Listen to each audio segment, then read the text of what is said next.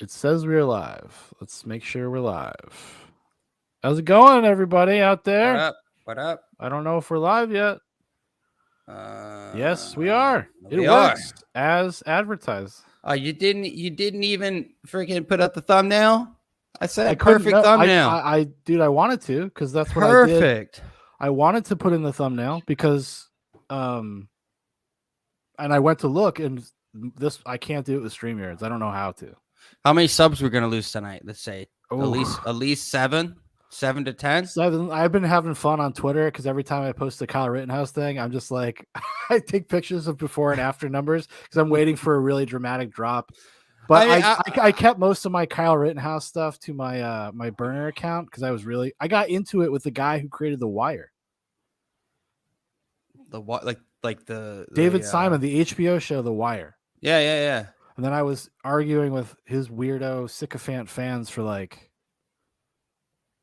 a week.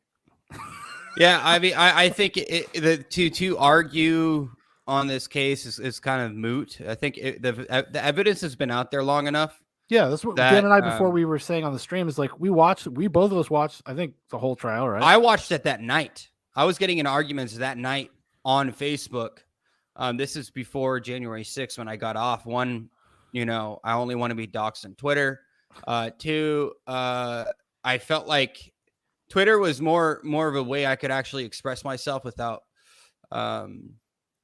Facebook it has too many fingers in the pie, if you know what I mean, and I think when I was seeing people I served with in the military, the way they reacted, granted, hey, listen, everyone was acting emotionally that day. I think everyone was a little, whatever. But when I started seeing celebrations of someone dying and then that she's a terrorist, this, that, and the other, and it just rubbed me the wrong way. It rubbed me in such a way that I think I needed to get off. So I've appreciated Twitter as an outlet.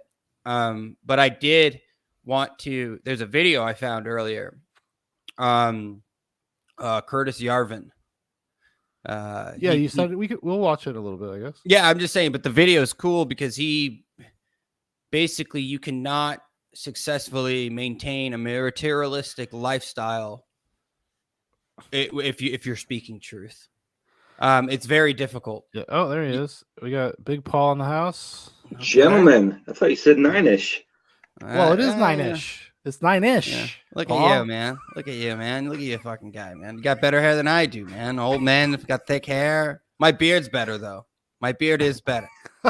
Let's just be real. You look like I just watched The Passion. You look like Peter. A little bit there. Your beard is sweet, Dan. Your beard is sweet. Yeah, but I'm losing it up here. I got to do the Dave Rubin. That's what I call it. The Dave Rubin? Yeah. Oh, look at you, digital man. You knock it off. At least from here, when I'm looking at you through my phone, you're looking very, very refined. Do you got a laptop right there? And you got a haircut. Oh my god! I did. I'm the shaggy one. I'm the shaggy one. You are the shaggy one. Boys that look like I had Seethe. to get my my white nationalist, look like getting more presentable. So yeah, just at least that's what I'm called on Twitter because I don't think people should be killed for being white or any race. But anyway. It's pretty good. Yeah, you got that Richard Spencer look going, but like a more rugged one. You're like a rugged Richard Spencer. Yeah, where's your Pepe the Frog lapel? Well, speaking of Pepe the Frog, I don't know, Sean, are you seeing what I'm seeing? Yes. Yeah. Well, his camera just keeps fucking up. That's okay. We can still look at this. I love it. Honestly, it's kind of this abstract art that we're putting on. Speaking of frogs and Pepe, you could be Pepe, you could be a stand-in, and I don't know if you saw my name on. I did. Yeah, I am Kyle tonight. I have the light on. I'm so confused though because your name's not Kyle. That's true. My name is Dan, but I thought it would be great because it was a white pill day, dude. A big white pill day. I've been waiting, dude. I was waiting for black pills to fall from the sky. Dude. I was gonna be depressed and violent tonight. I was gonna get on D Live and just start ranting like a maniac. I was ready. I got into it with some fucking weirdo the other night. And I was streaming. I streamed on YouTube.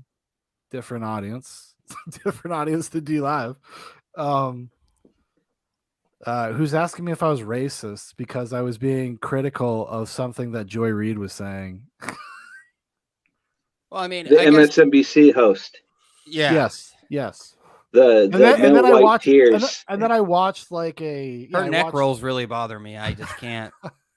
It looks like actually, I'm not going to finish that sentence. Yeah, we're on YouTube. We're on YouTube. This is gotta keep. We're not on DLive. Yeah. This is PG-13. Let's refrain from the body shaming and keep it to ideals.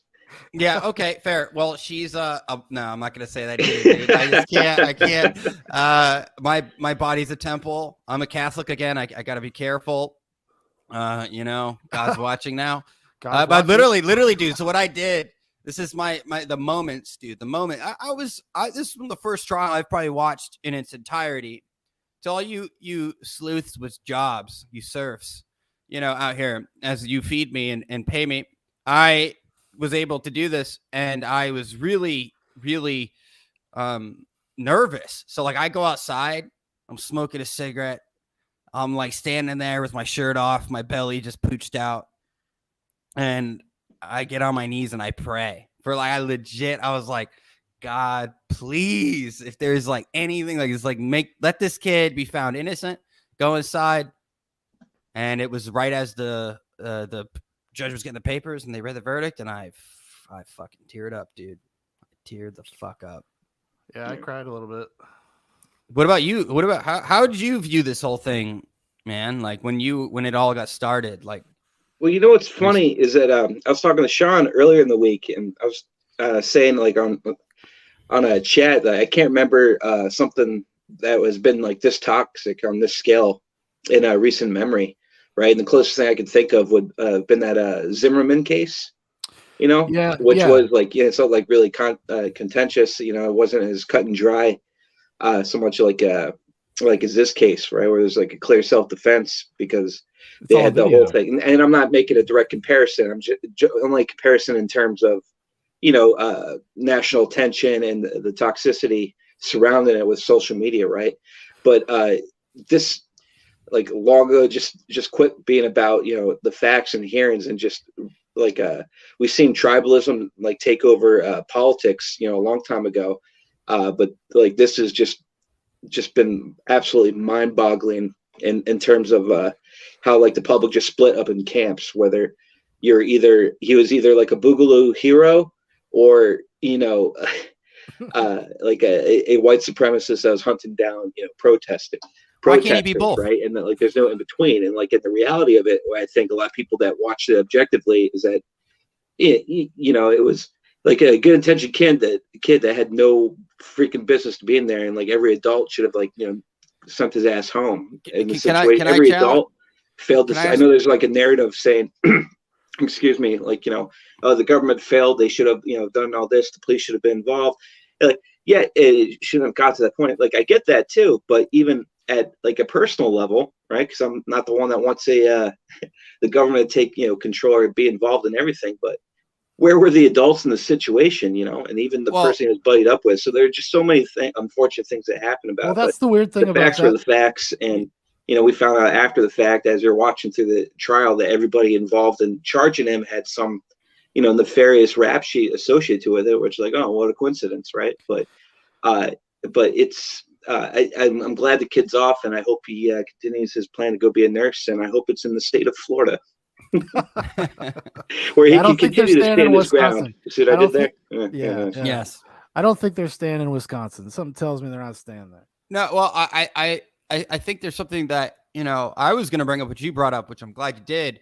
But if the state fails, now, listen, you can join the military at 17. So like people get sent to war. People have been, it doesn't, being armed and going and defending a community you at least hold some sort of responsibility to as a citizen. When the state fails to respond and they're just 2 blocks away while people are lighting dumpsters on fire and pushing them possibly into a gas station, this, that, or the other.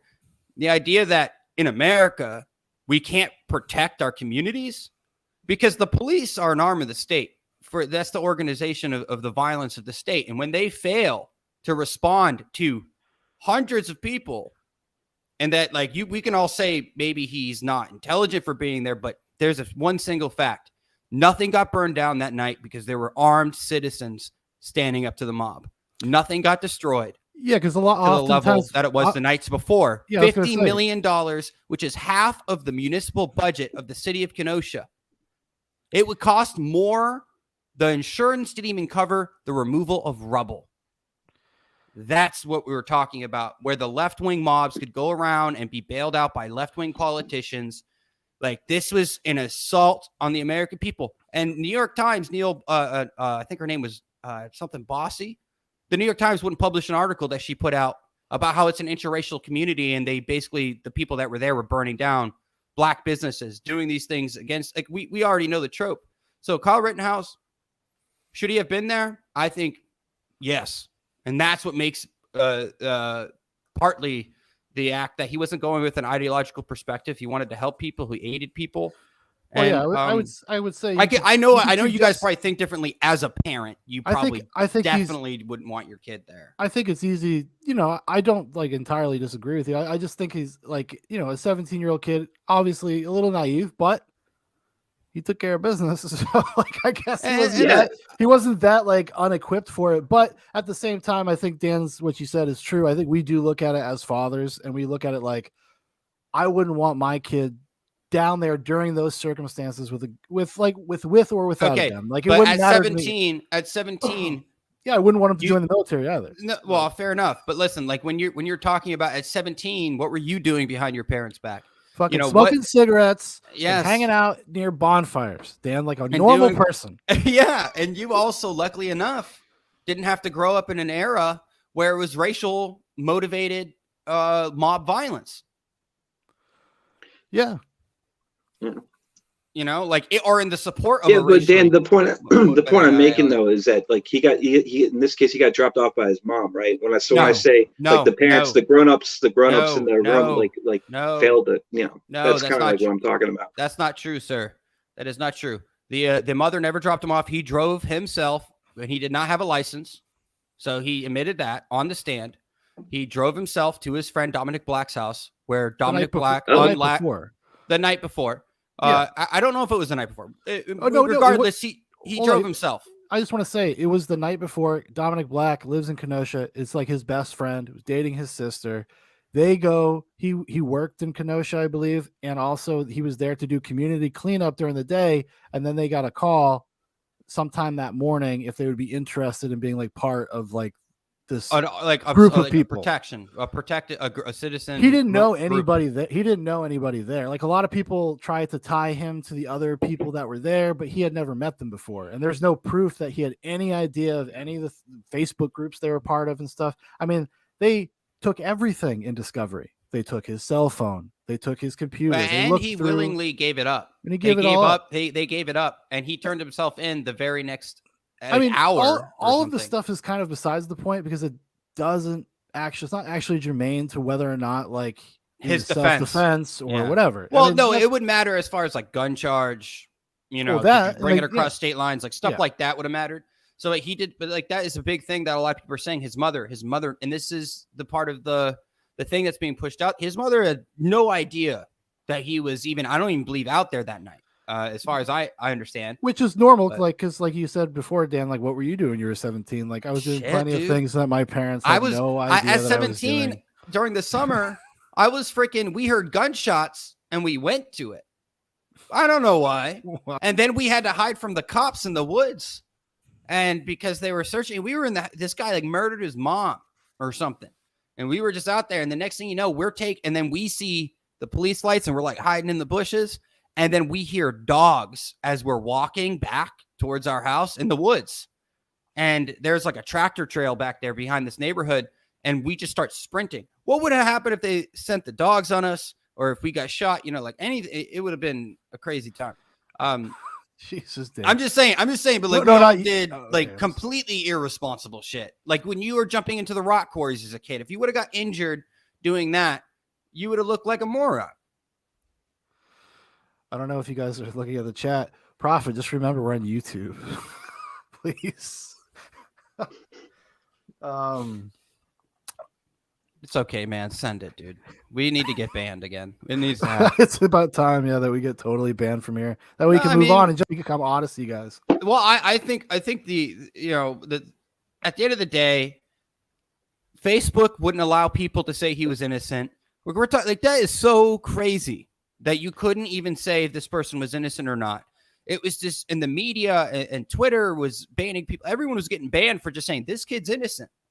Think about what that means, at what level this reached during from big tech and the amount of influence they have over narratives. How many people weren't even allowed to discuss it in an open and free way? So were the people that were banned, were they banned like earlier this week? Because I tested it out today. I did a couple. I may have been wrong. I did a couple Rittenhouse posts. Just that was anecdotal, reading on Twitter. So but maybe the guy, most likely the dude put that and then some like really graphic image, probably that was flagged by Twitter or something or Facebook.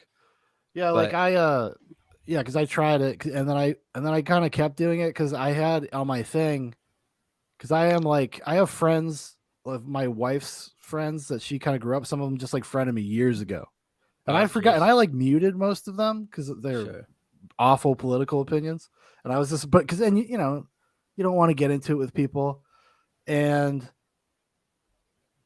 so I just started kind of trolling a little bit because I saw people like putting angry faces and then they would disappear, and then I saw typing and then nothing would show up. So I just kept posting pictures. Of stuff. Basically, people were like, "Oh, it's Sarah's husband. What do we want to rock that boat or whatever?" Probably, most likely. Have you ever typed out something that you really wanted to say and then you deleted it? All right, I got it. In fact, I did it about 50 times earlier this night. Yeah, this very night. But I guess this so can we all agree that this was at least the right verdict? Like everyone feels like this was pretty much. Hey, what's up? That's right, said she. Fucking free man. And by the way, I just want to quick, since is early in, if you want to read, I'm not finished with it, but it's a really good, the memoirs of Pyotr Wrangel. He was the White Army versus the Red Army during the second revolution in Russia, 1917. It's called Always with Honor. Mystery Grove Publishing Co. is put this out. They're reproducing a bunch of books from the Russian war and all these great guys. So it was great.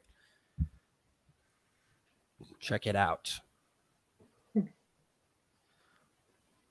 What made you pick up a book about the 1917 era Russia?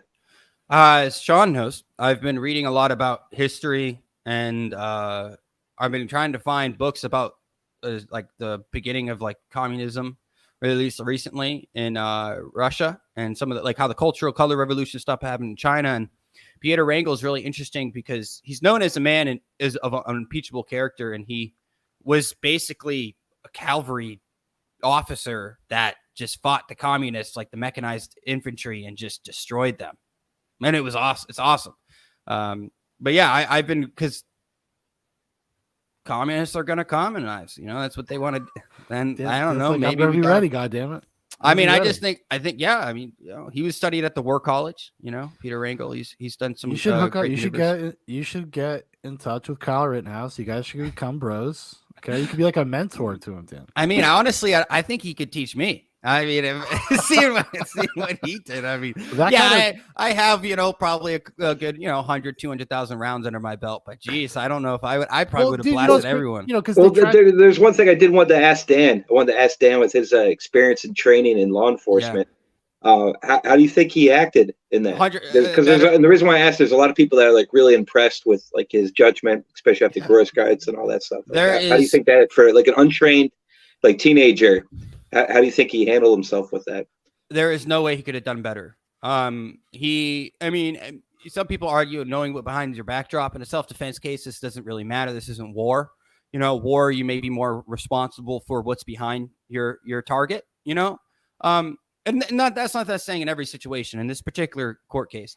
But when you look at the Rosenbaum situation, bag gets thrown, gunshot goes off. He turns, analyzes the target, realizes he's unarmed, continues to retreat. And it's not until Rosenbaum goes for his gun that he engages. Fantastic self-preservation was what he was worried about, not actually trying to commit harm. The second set, obviously, try to retreat, gets hit, knocked down, boom, boom, boom.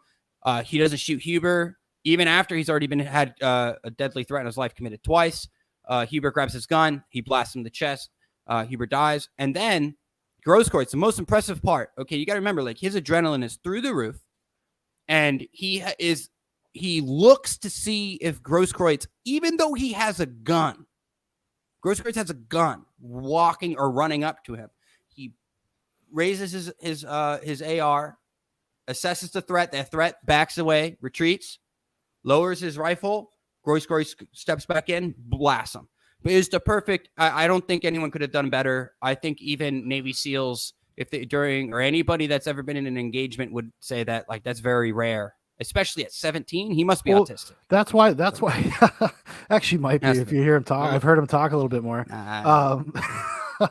No, that's why the when they try to pin that active shooter shit on him.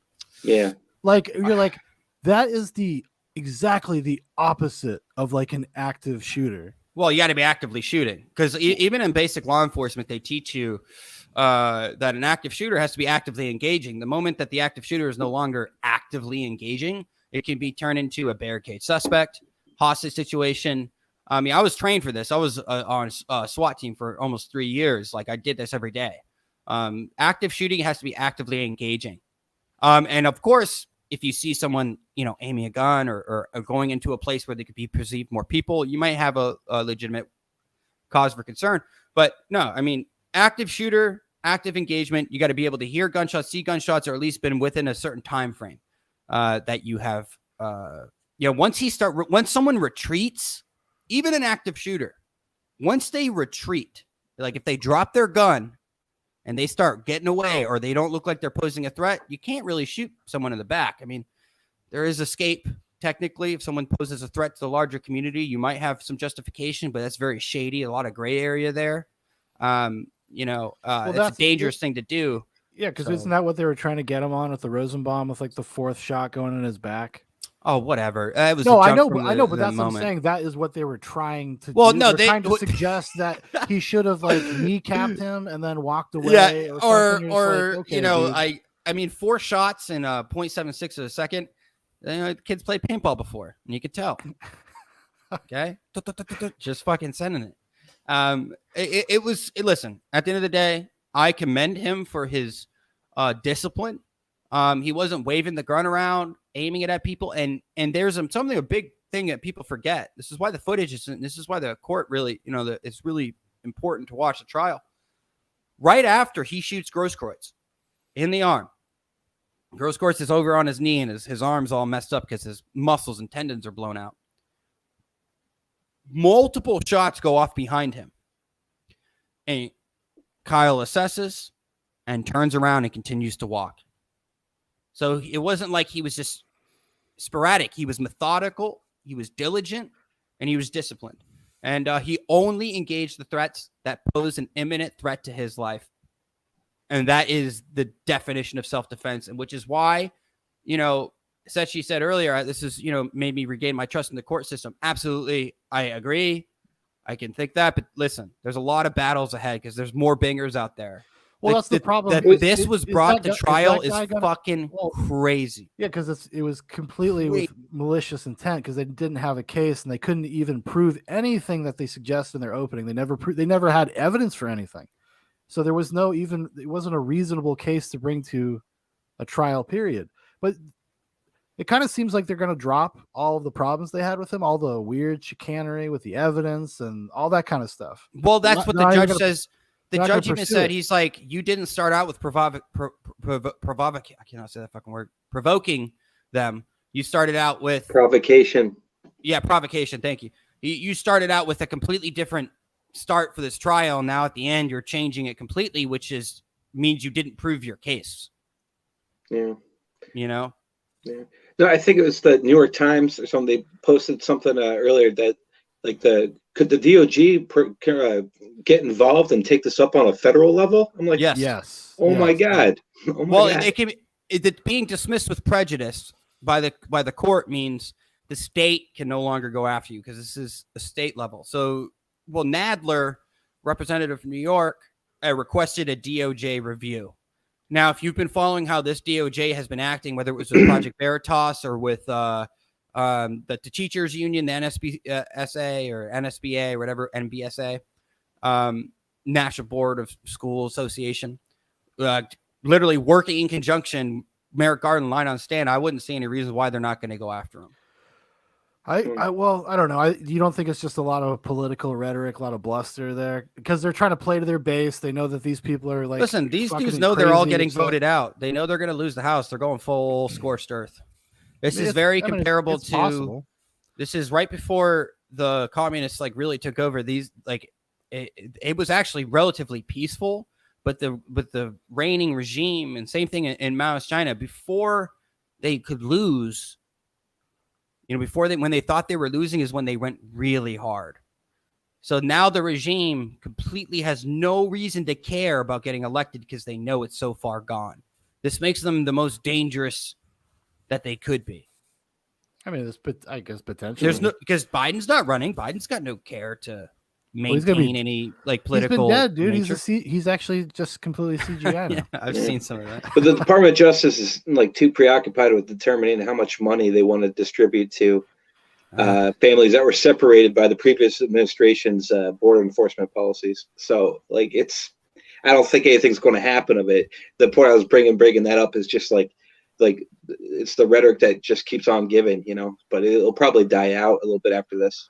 I hope so. I mean, but it's there to like just sow discontent. It's there to make people freak out. It's like they're trying to invite violence into the situation. That's what it feels like. Well, of course they want the mobs to go out and commit violence to suppress, and then see if the left wing mob. Listen, if they give the left wing mob, if they give the left wing mob, like they did last time, carte blanche, the criminal justice system will not go after them. The district attorneys. And then people start defending themselves, you're going to see more show trials, because this is exactly what this was. This was a show trial. And the reason why it's important is because this is why they're so mad, is because it makes it feel like people can actually defend themselves against the mob. This is why the corporate media is so upset. Well, yeah, because I mean, you never heard once from all of these people, all of these things, all of the situations. They were talking about like, oh, well, he shouldn't have been there because it was so violent and stuff. Oh, he went there to kill people. Like, what about all the other people that were out at 10 o'clock at night, walking around with fucking Glocks, setting shit on fire, trying to smash things, being angry that somebody was not letting them, angry at somebody putting out the fires they were starting? Like, shouldn't that be just a giant part of this conversation? No, you're absolutely right, man. And then people talking about like, what does this mean? Kyle Rittenhouse says not guilty verdict mean to the community, the impact it's caused. Like probably not where near as the $50 million worth of damage that the rioters brought. Like, what the fuck is that? Like, what's the point of that framing other than to conjure up, divisiveness and just this rage? No, they wanted like a modern. This is like the modern day equivalent of a human sacrifice. Like that's what they wanted. They wanted it to be public, and they wanted everybody to know. They already have it, Sean. It's called the January 6th defendants, dude. Well, no, those motherfuckers are getting crucified. I suppose, and even whether you agree or disagree with those people, like we still believe in. Well, it's called the Eighth Amendment. We would like to believe in the fair treatment and due process. Yeah, that's the greatest grift we ever sold by our court system. Well, January 6th is like a great litmus test.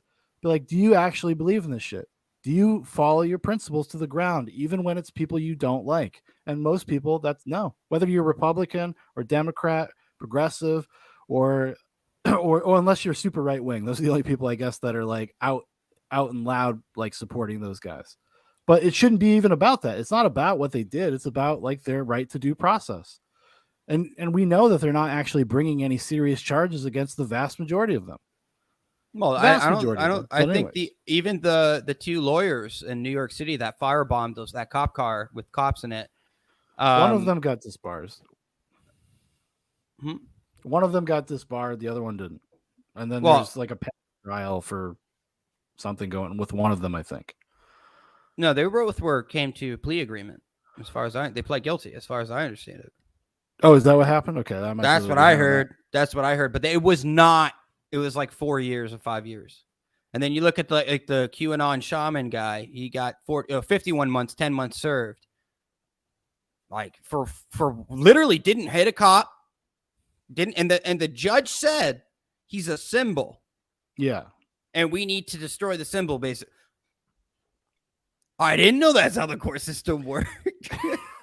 Well, it shouldn't be that subjective. That right there should throw the case out. It should be done. Like, you don't do this for symbolic reasons. You do it because it's called justice, right? Like and that's what I'm saying. Binger is like the tip of the iceberg. Like that's nothing. Well, like, it shows you how much the state gets away with, and that was something I was watching it on a lot of it with on that Ricada live stream, and they're like, this is like a really good thing. People need to see how they operate in these situations. It's not fair. It's because there's supposed to be deference to the defendant because you're innocent until proven guilty, but the state they usually are the ones that get the deference because they basically are co-workers with the judge. They see the judge every fucking day. They have relationships. They're like friends. Well, I think it's the funny thing is when you watch, if you've been watching a Ricada Law, they are the most critical of the system because they worked in it. They know what's up. And they're like, oh, this is like bull crap. This is bullshit. This is how they're the ones that are more critical of it than probably even lefty people. They don't want to necessarily abolish it, but they're sitting there like, oh yeah, there is a lot of malfeasance, a lot of, like what you could call corruption, lazy judges. Like this judge was kind of a coward, and he could have probably done a mistrial with prejudice and just said it was done the moment his Fifth Amendment rights were violated.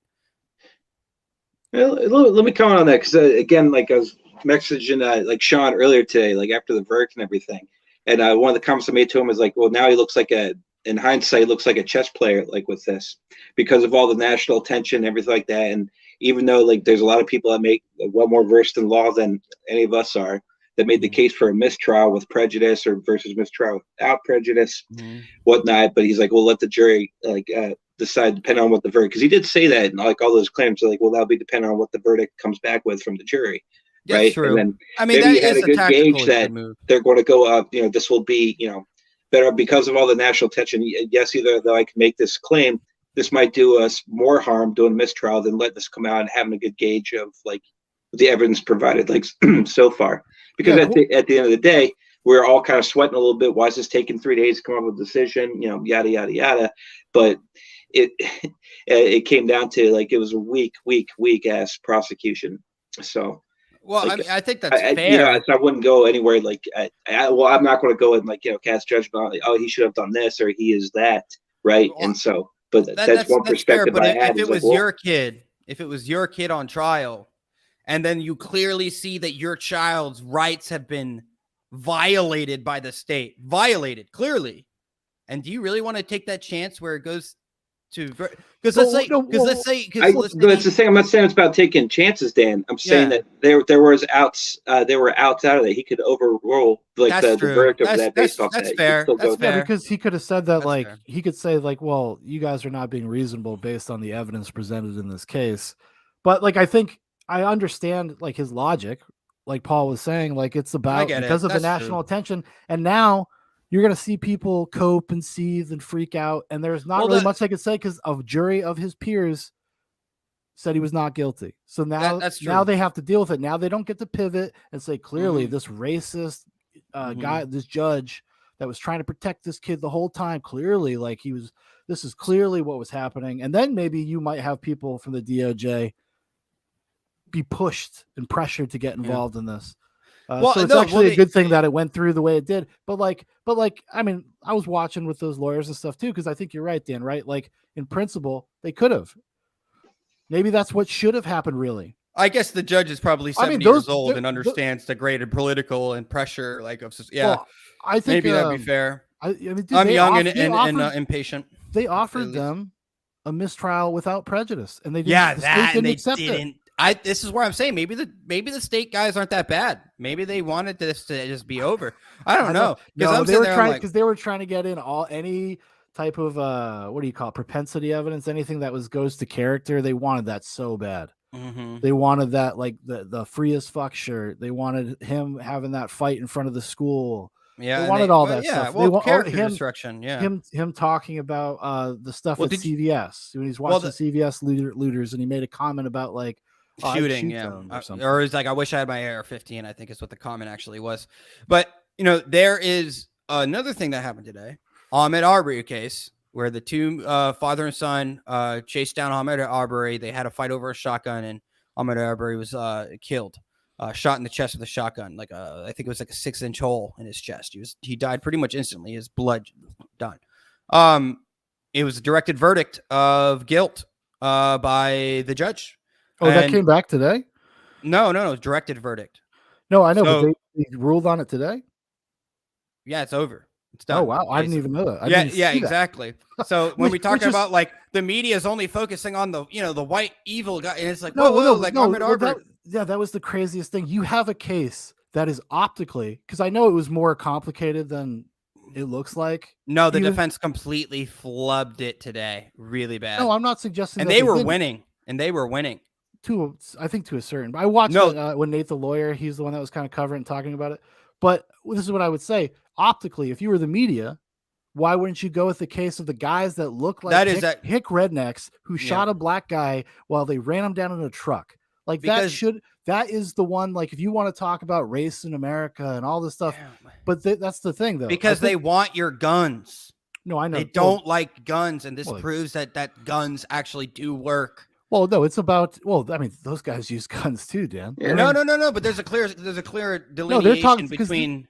This is about them constantly conflating rioters and protesters. Yes, because they don't want you to be able to stop people from doing this shit because that's their voter base. Yes. Okay. And I just want to be very clear. So basically, the reason why it was a directed verdict under Georgia state law, you can interfere and respond armed to a felony. Okay, you can. But the problem is that the defense admitted that they never saw the felony actually take place. Yeah, they didn't know why they were chasing him. No, one of the guys said that. But before they had seen something or they had been aware of a felony. So they didn't see him do it that time. They didn't get a call, as far as I understand. They just saw him, they recognized him, and they went after him. That is basically, so that throws out they're getting charged with everything now. Murder done. They're done. They're done. I mean, because I know some other stuff came out, like the police had basically said if you see him, like approach him armed. Like they had gotten some, obviously. Well, the guy used to work for the district attorney's office as an investigator. The father did. The father. Oh, did he really? Yeah. So that's why she actually she might go to jail too. Because actually, and funnily enough, I don't want to say names, but one of my friends, that same district attorney, is the reason a certain person got away with murder in her family, and they know her directly. Okay. Like they played cover up, basically the dude that drove the murderer to the house got charged with nothing because he was some guy's son or brother or something. So like I'm telling you right now, like you're like, dude, that's the problem with our system. There's some serious shit going on, and if you think Binger's the end, that's just the beginning, because they're already in our federal court system. Well, that's the fear, right? Like if the millennial generation comes of age and actually gets in the positions of power and authority, and we see how the millennial generation, their attitude towards it is like entitled, indignant, right? You're seeing it with the Rittenhouse trial right now. Like you're just seeing like, if they don't get their way, then it's undemocratic. If they don't get their way, then justice wasn't served. It actually has nothing to do with the process. And most of them don't even know the basic facts of any of this stuff. They don't even know the facts of the case. The Kyle Rittenhouse thing, still to this day, right after the trial, I popped on NBC just to see. I was just curious. Fucking just going nuts, man. Like just smearing this kid as a white supremacist. I even catch that fact check until Dan just told me about his mom dropping him off. So, not everybody gets everything, So and they're not if your job is to get everything. Yeah. Well, you were talking about people who like responding and reacting. I thought you were talking about in general, not specifically journalists. No. Well, this is the failure of the Fourth Estate. This is the failure of journalists. They have not actually told the story. This is the success of the Fifth Estate, which is independent journalism. Because without the independent journalists, this would have never actually been brought to light, and he would have been screwed. Well, there would have been no video. That's the thing. Like it was all of these kind of like right-leaning outlets that were covering riots in America that went there. I don't even know if it's fair to call them right-leaning anymore, because I think they are. Well, I mean, they may be politically right. No, that's what I'm saying. The footage isn't political. No, and I think that's what Drew. No. I know. I'm saying we are so partisan, like you brought up before. There was this Nellie Bowles, I think her name was. She wrote an article for the New York Times that they sat on for like 6 months until the riots and everything were over, where she talked about the real effect of them. Well, why? Well, but you're missing the greatest point. They wanted to wait until the election. I understand that. But what I'm saying is, like, the only people that were interested in this stuff or would honestly report on it or go try to bear witness and try to show what was happening happened to be right-leaning people. And maybe that's for political reasons. Very well could be. I don't know what motivates people. But that doesn't really matter to me. It does. Well, it's thank God there was the if I can just watch raw live streams and raw footage, it doesn't really matter who is taking the footage. Right. I mean, I've watched plenty of crazy commie fucking streams during these riots, like Unicorn. And that's why most of them Russian dash cams, the best raw footage out there. All in Russia. Hey, Sean, Dan, thanks for letting me hop in, man. It's good talking to you. Dude. Adios, all right, man. Talk to you later. We'll talk. But I think that, you know, and that's the political persuasion. I think, I know what you mean, but this is the part of the parallel institutions that Murray and Rothbard talks about. This is the right wing on the ground guys are the parallel to the corporate media. So like they're actually sending people out to get, I wouldn't say unbiased information necessarily, but to at least be there and be present to document actual stuff. Yeah, that's exactly what I'm talking about. They're the only ones actually even going to the place to do the story. So putting themselves actually in the line of fire. When you have like a corporate media going out and then they go home back to their hotel at 8:30. Yeah. Like, did you see Cori Bush putting out that tweet saying that like white supremacists were hiding behind the hill in Ferguson, like shooting at them? And all these people, all these people on the ground were going, that's no, that never happened. Like I was I was there pretty much the whole time. And you were like, we would have done it. Elijah Schaffer is pretty legit as far. I don't know if he's going to be able to go out now. He's getting more and more popular. Yeah. And I guess he's a face now. It's kind of, I guess you could say the same thing happened with Tim Pool. As soon as your profile's too high. Well, I mean, honestly, though, if you're making enough cash, why even bother? Send other miscreants to go out. No, but that's the thing. Like you build your own business, basically. You build your own industry and you hire people and you send them out. All right. You want to watch a video clip? Sure. Anything. I've been sending you stuff. We're gonna go with one of the. Oh, we gotta go with Joy Reid, baby. Yeah, I got the Reid. I don't know, dude. Her neck bothers me so much. I'm like, put some makeup on there, cake it up, dude. I know it'd probably take a mountain to get into those pivots, those pits, those cracks, those ring pits around your neck. But you see it? We're good. Yep. All right. Make sure the volume's on. Do my best to adjust these things. I would definitely. This is my first time ever using StreamYard, so so I would put it down just a little bit, you know, just so you can always turn up the volume. It'd be better than blowing people's ears out. What's the fun in that? All right, here we go. This is the short. I think it's a minute and a half.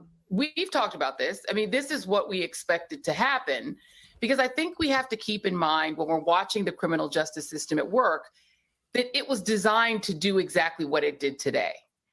Gun laws helped to enhance the design to allow this verdict to happen today.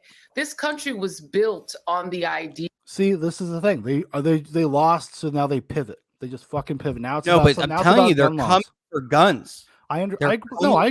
No, I totally agree. I totally agree with you that that's part of their motive for sure.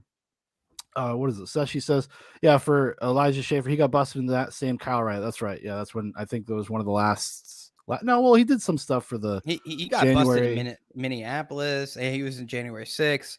Yeah, but he would always change his clothes and do all that weird stuff. Yeah, and he'd wear like Black Lives Matter shirts and carry around apparently White Claws and cigarettes.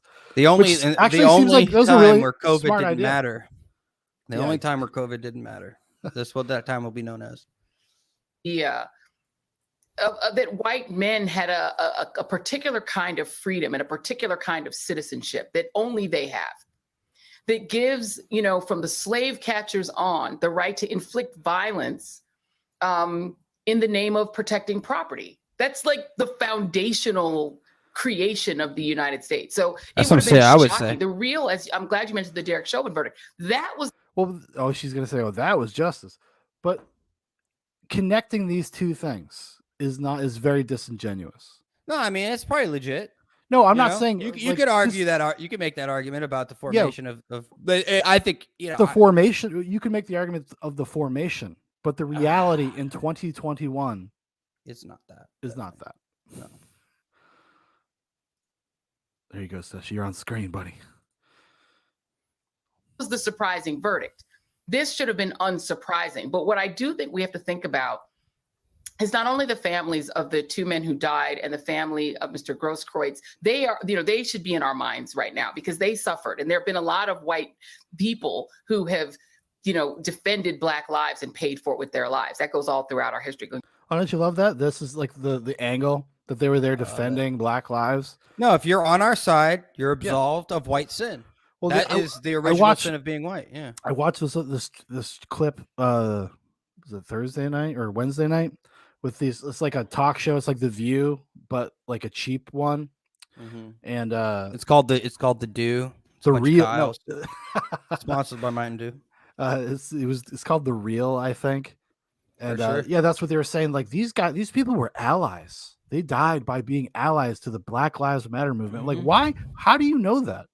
What do you know about anything about their motivations or why they were there? Do you think Joseph Rosenbaum, who was let out of a mental institution that morning or a mental hospital? Reportedly, no one knows. He could have been in prison. We don't actually know. Just saying. He got let out of somewhere like that.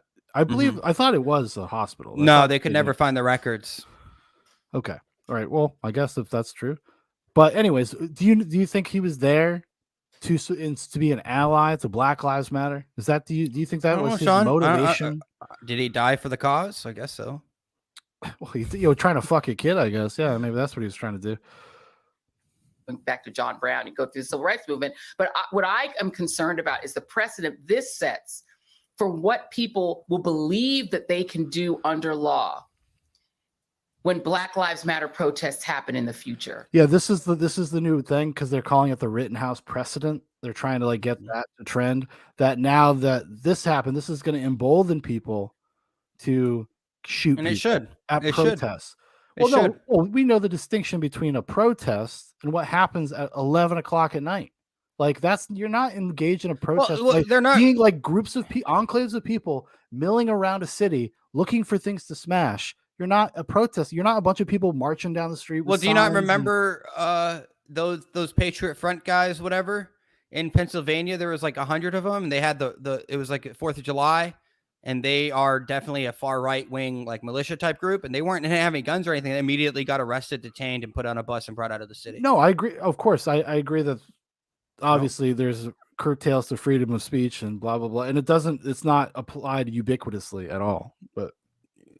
And that people may use this as an excuse to start going out of state and doing what this teenager did, believing that they'll get away with it. And in some cases, teenager, literally, he's just a based king. People came from all over. The riot kitchen was there. Came from Portland or Seattle, like all over. They fucking dominated this small little town in Wisconsin. They're completely insane people. She has to know that she's lying. She has to know what she's saying is junk. And I think she's completely either like she's so ideologically aligned and so partisan fucked in the head that she believes her own garbage. But they don't mention that Kyle was protecting a minority owned business, by the way. Well, honestly, what does the race matter at this point? I know. Playing their ideological perspective. We're playing their games. But we shouldn't. So because they're fucking communists. You don't play communist games. Even based on their criteria for what it means to be an ally or to do whatever, it should be fulfilled in that sense. He was being an ally to minority business owners. But anyway. but they're the black face of white supremacy, Sean. That is how this works. That's how it works, man. You want to defend property? That goes all the way back to slavery. Like you didn't know you're a white supremacist. This is and the idea. Well, it's deconstructing the concept of what is property. What does that mean? What is self-defense? That's communism. That's why this was such. No, I agree with you. I think there's obviously overlapping ties to that. No, but listen, this is literally the Hegelian dialectic in practice. In praxis. That's exactly what this is. Yeah, I don't disagree with that. But I just think it's that's why this case was so important. It wasn't just like, I could be emotionally attached to it, aligned with it because partially because I have a kid. I think about things like that. I think about his future. I think about what if that was my son? Like, I think those are pretty normal things. And maybe it skews my perspective a little bit. It totally possibly could. I completely cop to that. But it presupposes some very basic ideas, some very basic notions about some of our like most sacred rights. And it's really fucked up. Yeah. Well, I mean, do you have the right to property? I would say yeah. I think of course you do. You do. Your I think you have the right to own things. Is extension of your existence. But they don't believe that, Sean. I know they don't, and they're wrong. So yeah, I agree. I agree with you. But the thing is, if we keep playing these games with them, like, and this is why it's acceptable to not have principles when dealing with these people.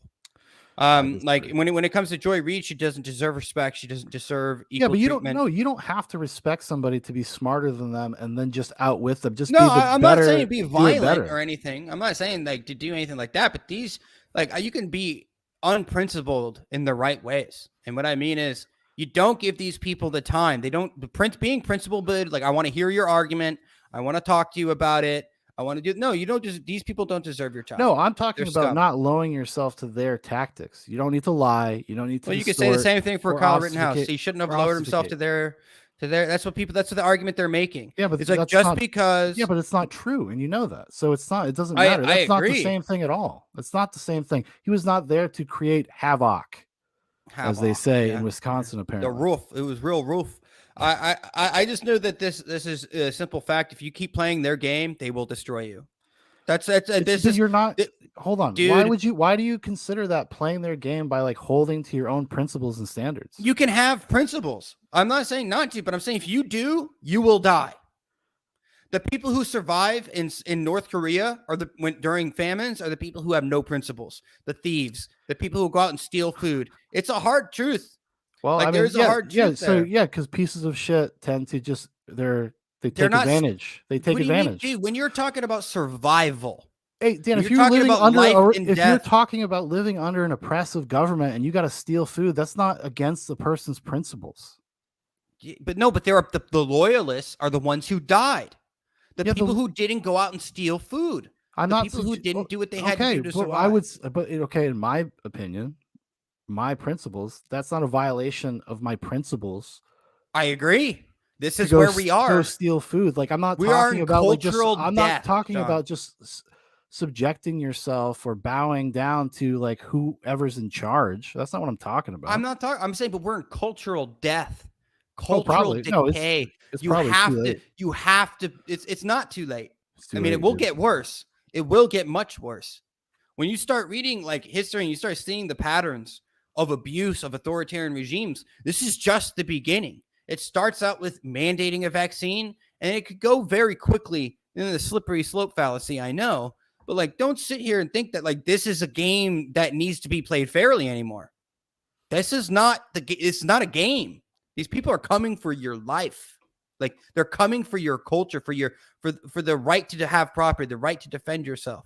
Like, this is what they're coming for. Yeah, but to defend against those things is not like, I mean, I guess maybe we're just like arguing semantically talking past each other a little bit, I guess, I suppose. But I think lots of things are contextual. But what I'm saying is by not having no principles is like in the sense of what they view as principles. Okay, because you're not going to get that from them. Yeah, but I'm not talking about living by their principles or their rules. We had a private conversation about the idea of like calling yourself like a radical, right? And presenting yourself that way when it's really, in reality, it's like, no, you're like a normal person, and you should stop allowing these people to define you as a radical, because you're not a radical. You're like a normal person. So stop taking the bait. Stop doing it. Like, there's no reason to. Like, but they've turned it into being radical. We could disagree about that a lot. They're the ones that altered the reality. I know. That makes you a radical. It only if you let them to. It only if it's like pertains to you. It does pertain to us. Why? It's like Kyle Rittenhouse may not be a white supremacist, but they're calling him that, right? And I know like, that, okay, but that doesn't. So he shouldn't placate that. Like, I agree. Yeah. But to the reality, to a lot of these people, that's what he is. I understand right? that, and they're going to think whatever they're going to think. Like you're not going to be able to change that unless you are, I don't know, maybe by some miracle, whatever people are able to actually talk at some point and have conversations again. I don't know, but that's just whatever. I guess that's besides the point, really. Well, the radicalization of the left was because we stopped saying that they were not being called radicals, right? And the way to grab culture is radicals are the ones who inspire. Okay, it does not come from the centralization of this like corporate system. No, it's the radical. So listen, that's what I'm saying. Like having a family today is a radical. You're radical. Like actually, like wanting to challenge the corporatocracy or the corporatism that's happening between our government and the corporations. Like that is a radical view from the elites. Yeah, I understand that, but like why allow them to define why if like people as a collective, as a group just said, no, we're not going to pay attention. Would you say the revolutionaries were radical? When they were fighting for is the right to own land, to do their own thing, and to not be taxed and to not harbor. Those are very simple things. I don't want to house troops. I should have the right to say what I want. No, but that was extremely radical at the time because they wanted to secede or separate themselves from the British Empire. So you sit there and that's what we need to do. Yeah, but it takes radical thinking. Yeah, but they were. Yeah, I understand that. I think the context is a little different though.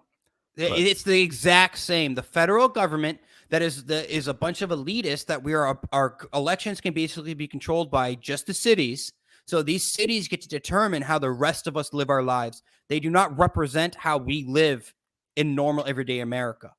I agree with you. So it's the same. It's the same meta concept. I think that's fair, and that's the same position we're in. I see your point. I concede to a certain degree.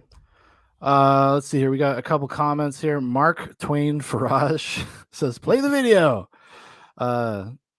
Nate Popowski. Infuriating part is that it has been turned into a race issue, but it's not a race issue when white BLM writers aren't being called racist.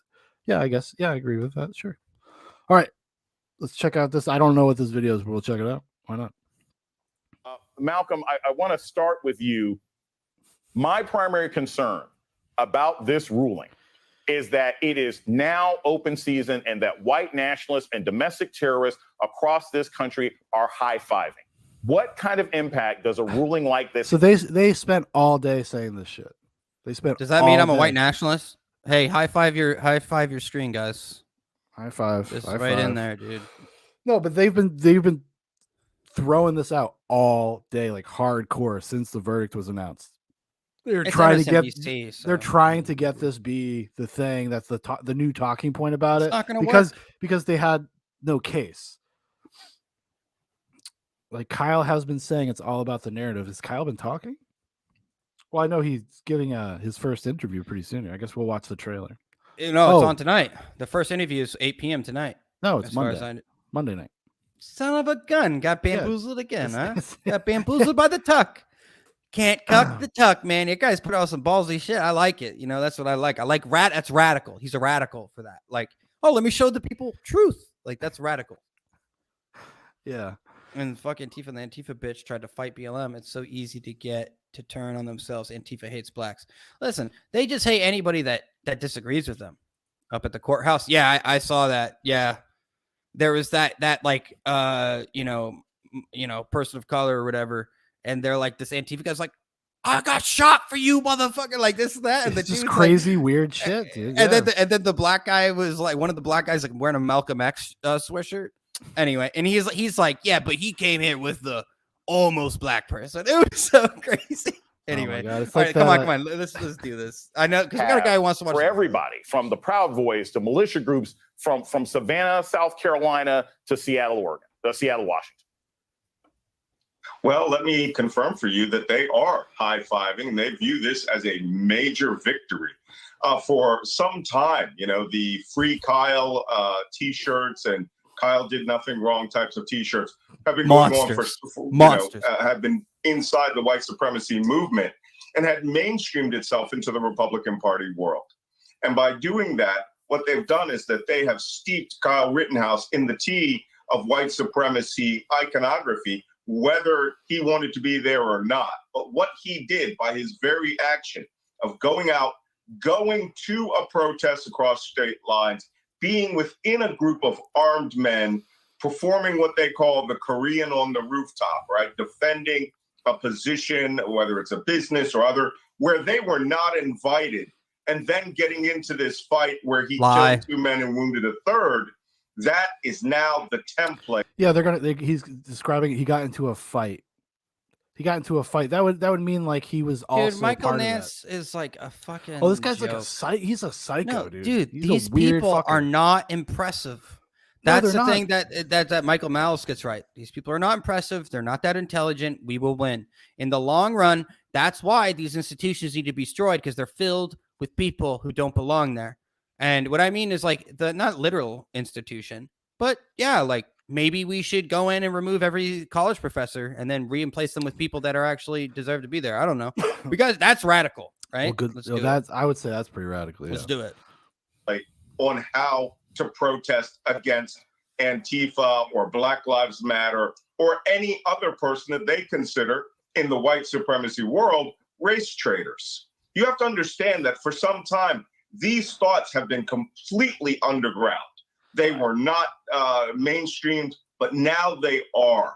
And worse yet, at some point, someone is going to weaponize self-defense. And when I say weaponize it, I mean they are going to have a designated Kyle Rittenhouse.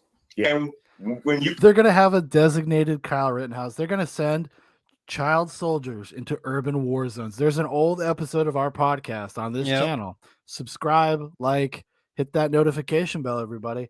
That it was when this all first happened, and that was the name of the episode. It was just child don't soldiers. Fucking subscribe if you don't like actually to have like spicy content. So don't subscribe if you're like, I can't handle it. No, like we want fucking adults to be here, and if we can all take a joke, except me. You can't make fun of me. I'm balding. It's not fair. It's not right. It's just not right. God damn it! I'm the one on camera. It's not. I got the Dave Rubin. Let Dave Rubin know. Thank you for the advice. You should tell him. You should just send him, be like, yo, Dave, you really inspired me to start my comb over and blasting my hair with paint. Yeah, it's great. Right, there we go. You can anticipate or precipitate an attack, whether it's bottles thrown at you. Then not only can that person go back and defend himself, others can turn their weapons and carry out a massacre and say it was in. See, yeah, they try to do this thing also. They're like, he threw a plastic bag. Like, no, dude, he didn't shoot him until he cornered him, yelled "fuck you," and then came at him. That's what happened. Him throwing the plastic bag, I think, just got Kyle's attention. No, I think because people forget that Zeminski fired a shot relatively around that same time. Like, yes. Yeah. So the first shot that's when you start. People don't really run because they're like, "What was that?" Because fireworks were going off, and then it was Kyle or something like that, or maybe I have that backwards. But anyway, whatever. I'm sure everybody watching this right now knows about the Kyle Rittenhouse. So let's see what these scumbags think. I guess somebody posted our stream on Patriots.win. I guess. Yeah, let's fucking go, dude. Fucking Patriots rule, dude. Patriots rule. New England Patriots also rule. If you don't like the Patriots, Mac Jones is gonna fucking crush your team. All right, let's see what happens with the Bills and Titans. 4 seconds left. Defense of another person. This is going to get out of control. This is gonna get out of fucking control, everybody. I love it. All right, next video. Cuomo is talking to the Rittenhouse attorney. Oh, okay. Right? I just sent it. It's the last video. No way! Is he talking to the Rittenhouse guy? Yeah, Cuomo, dude. Not the grandma killer. The other one, Fredo, which he says is a slur. What the hell's going on? Against Italian. What? What? I was just getting a weird. What is playing? Hold on. Something's messed up on my computer. What's going on, man? I'm being suppressed. No, that other video was like a ghost playing in the background and it wouldn't stop. Like the sound from it. Yeah. Okay, let's see. We got to share screen again. Give a thumbs up for my cow, if I can point at it. Give a thumbs up for Mr. Milk there. He's really nice. He's distinguished. He actually is one that led the revolt on Animal Farm. So he helped lead it. He's the one. He's the guy. Yeah. He's the milk guy. I love milkers, by the way. When I say milkers, I mean giant heaving breasts. Exactly. Anyways, here we go. Counselor Mark Richards, attorney for Kyle Rittenhouse. How you doing, Derek? Why the fuck did he go on Chris Cuomo? What do you mean, dude? This guy is a The liberal. point. This guy Who, literally said, "I don't Richards? believe people should be carrying AR-15s around the street right after the trial." Well, he said no. He said he doesn't like that we live in a world that is happening. That's what he Well, said. that sounds like you're a coward because I want that in my world. I want them everywhere. Help make that call. Counselor, appreciate you taking the opportunity. Good evening. Hey, I've been smearing you. I've been calling your client a white supremacist, and I've been smearing you for like a year. Smearing your buddy for a year. Thanks for being on, pal. Mm-hmm. How difficult a call was it? You know, myself and Corey Shirafisi went round and around with it. We felt as though we had a witness, a client who could tell his story. He was articulate, fairly intelligent. He didn't have any damage. He didn't have prior convictions or never been in trouble. He was a police cadet, fire cadet, pro-social. We thought he could do it. There was obviously a lot of work that went into it. We did a mock jury, and the mock jury were the 12 people did not hear Kyle's story. He scored much worse than the people who did hear his story. And that was subject to cross-examination by a trained ex-prosecutor.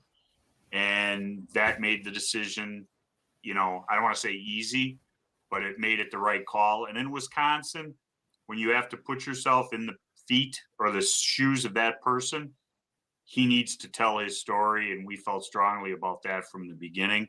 From the first time I met Kyle Rittenhouse when he was in custody in the McHenry County Detention Center, I talked to him about that, and he was willing to do that and wanted to. Does he wish he hadn't gone that night? Does he think he did anything wrong? Look at these like pedantic, like stupid questions. Like that's like being interviewed by a high school, like a high school journalist. Think he regrets? Do you think he regrets having to kill those guys? Does he feel a little sad about it? Like, come on, man. That's like, was he really crying on the stand? Journalist. Just be a journalist. Well, these are people like this, like, when he had to pull his own jury out of that turnstile box thing, he had to pull the numbers, right? So that became like a big news story for a day. Did none of these people like try to contact the media liaison for the court to ask why they do it or if this is a normal thing or whatever? No, not a single one of them did for like 2 days. You're like, what is your job? What are you here to do? Yeah. 100 times over. I've had talks, Kyle said if I had to do it all over again and had any idea something like this could happen, I wouldn't do it. And that is not, I want to be clear, that is not regret for what he did that night under those circumstances. Hindsight is always 20/20, if not better. And he didn't want to kill him.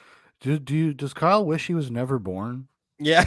So those people could still be alive today? Is it? We have gotten reports that her mother said she wished she had an abortion. Do you believe in abortion? Are you with abortion rights? Well, how do you feel about this, Richards? Anybody. And he was left with a terrible choice, and he exercised that choice, which was found to be lawful. Does he think he did anything wrong? Legally, no. Morally? He wishes he didn't have to do it. But, this case, as you said, has been so political. So yes or no. The narrative that came out was not the truth. At trial, it did come out. He had lived in that community. He had worked in that community. His family, his dad, his grandmother, aunts, uncles lived in that community. He spent a lot of time there. He went down there earlier in the day to help clean up graffiti, do those things. And when he was asked to help out at Car Source, he went. And, so much was made that he wasn't an EMT. He did help people there. Nobody was harmed by Kyle Rittenhouse putting bandages or gauze on, and he went around seeking to help people. They wanted to portray him as a liar and fireman wannabe. I don't think that's what it was. But that was the narrative they needed to put forth to try and get a conviction on Kyle Rittenhouse. Does he have concerns that maybe he wishes he was Tucker right now? Maybe he didn't have to fire. Maybe he could have fought. Maybe he could have gotten back on his. Like what the fuck is this? What interview? the fuck? Dude, Fredo, you're a fucking lawyer. I fucking hate these people. Are you fucking kidding? Dude, you think he wish we just would have pushed back maybe a little bit more? Maybe. I mean, Rosenbaum was 5'3". Could have handled it. Yeah, I know. Like, he's a little guy. Couldn't you just push him with blow him over or something? Yeah. But like, they just want to get a sound clip of this guy saying that, yeah, Kyle thought he was wrong. That's all he's looking for, because he's asking basically the same question like 4 different ways. There was a lot of havoc going on. Going on that night. And I said, you got to reach havoc, you got to suspend havoc. That's how we do it here. Somebody in Kenosha should start a band called Havoc in Kenosha. I don't know. I think we should rename the AR to KR-15. Kyle Rittenhouse 15, or maybe even the KR-3. You know the KR hat trick, as they call it now? The Kyle Rittenhouse hat trick. Pretty rare. Is that what it's referred to? Pretty rare. In some circles. Probably, according to Michael Nance, they would be white nationalist circles, I guess, or whatever that he called them.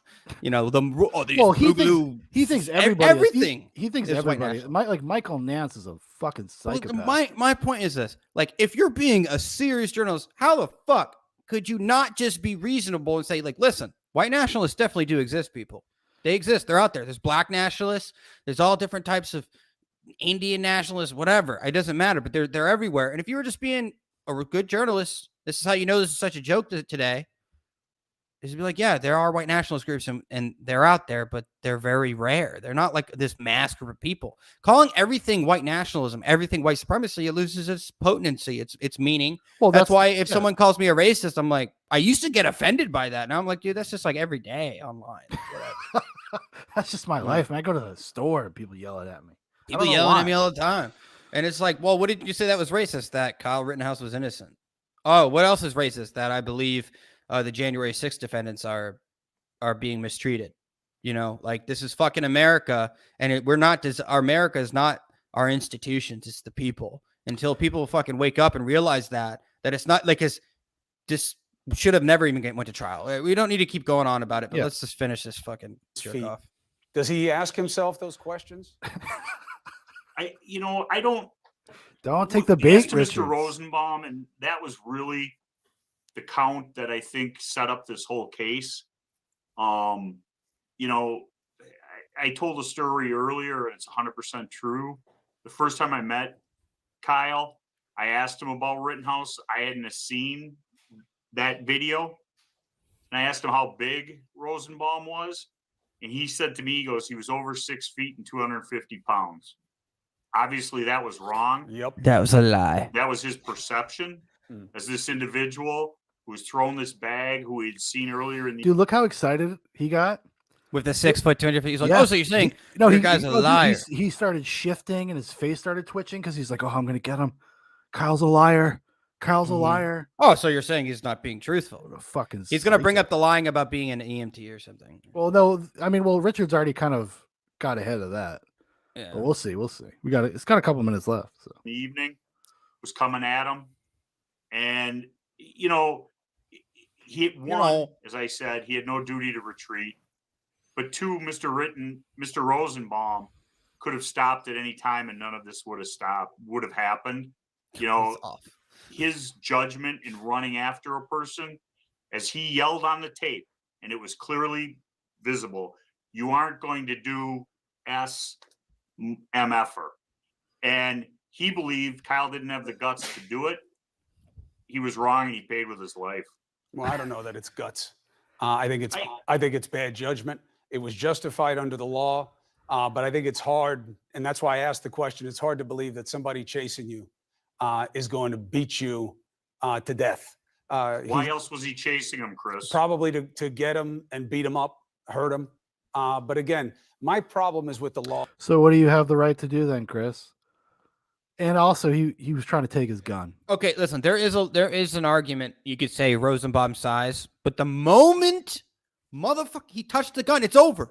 If he's reaching for the gun, it's over. It's done. The discussion does not happen. I love. This is the only argument they have. It's like, oh, he should have just got his ass kicked. You're like, why? Dude, this is insane. If he got what if he got brain damage? What if the rest of that mob that was out there? What if they listen, saw him like, and comment, in? share, subscribe. Let's do it now. We need to get us over 500 tonight. Fucking help us out. We're patriots, and according to DHS, that makes us extremists. And I'll tell you right now, I'm feeling pretty extreme tonight, boys. I got fucking extreme, proud, patriot blood running through my veins. Okay. And maybe after this video, we can go into a little bit descriptor, but please share. Listen, help us get started a little bit more. You know, we're pretty fucking good. We got hundreds of videos. We're keep doing more. So fucking share the wealth, boys. Share the fucking wealth. Just go back. Can you go back? Can you click back like just 10 seconds? Because we have to experience this again. Guys, watch this shit. This is fucking. Well, let's hear that whole exchange. I don't think it was guts. If somebody fucking came at this fucking meatball.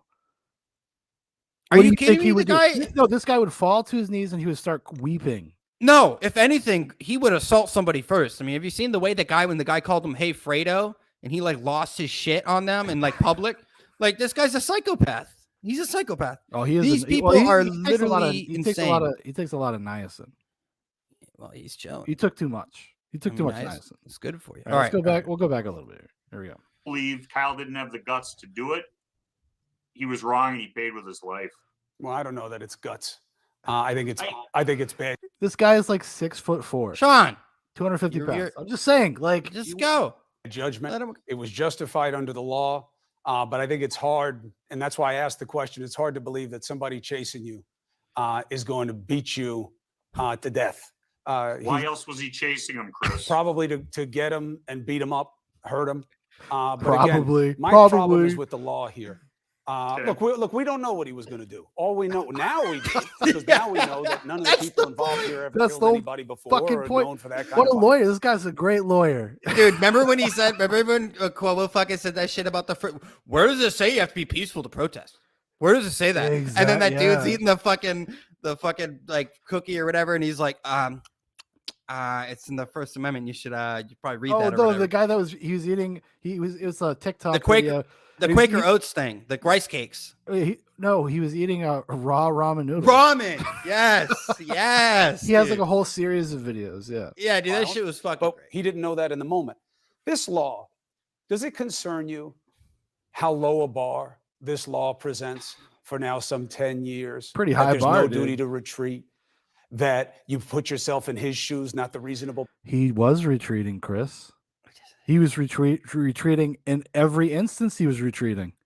Fucking scumbag. What a piece of shit. See, even here, they're talking to the fucking defense attorney, and he's Sean, I'm on your side. Why are you yelling? Lying. I'm not lying. I'm yelling at the world. But let it go. Let it go. Let's finish. Person's shoes. That the prosecutor has to prove self-defense wasn't necessary by a reasonable doubt, unlike so many other state statutes.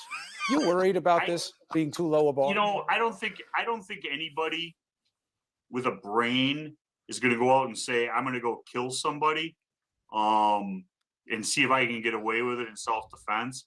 I've done a lot of self-defense cases in Wisconsin over the years where it was claimed and hasn't been successful. And Kyle Rittenhouse is thankful that this was on videotape because it showed this individual's true intent throughout the evening. And, you know, if it was his word against the mob, he would have came in second. You know what? That's especially with your fucking skills as a defense. No, but this is the problem with the corporate press, the cathedral. They fucking sit there and they fucking act like you're a moron. Like the people they're talking to, they really believe that you're a fucking imbecile. So they will sit there and lie to you. And he was lying to the defense attorney to try to get him to riled up.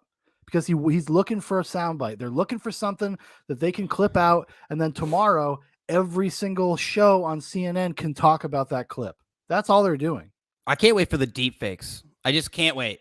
I honestly can't wait for deep fakes. Listen, digital forensics are going to become a big deal, and that's why it was such a big deal about the manipulation of the drone footage. That's why it was a big deal, because we live in a world now that you can't just like look at a videotape and take it as rote. Like you have to actually validate it. There were so many things that fucking went on in this trial,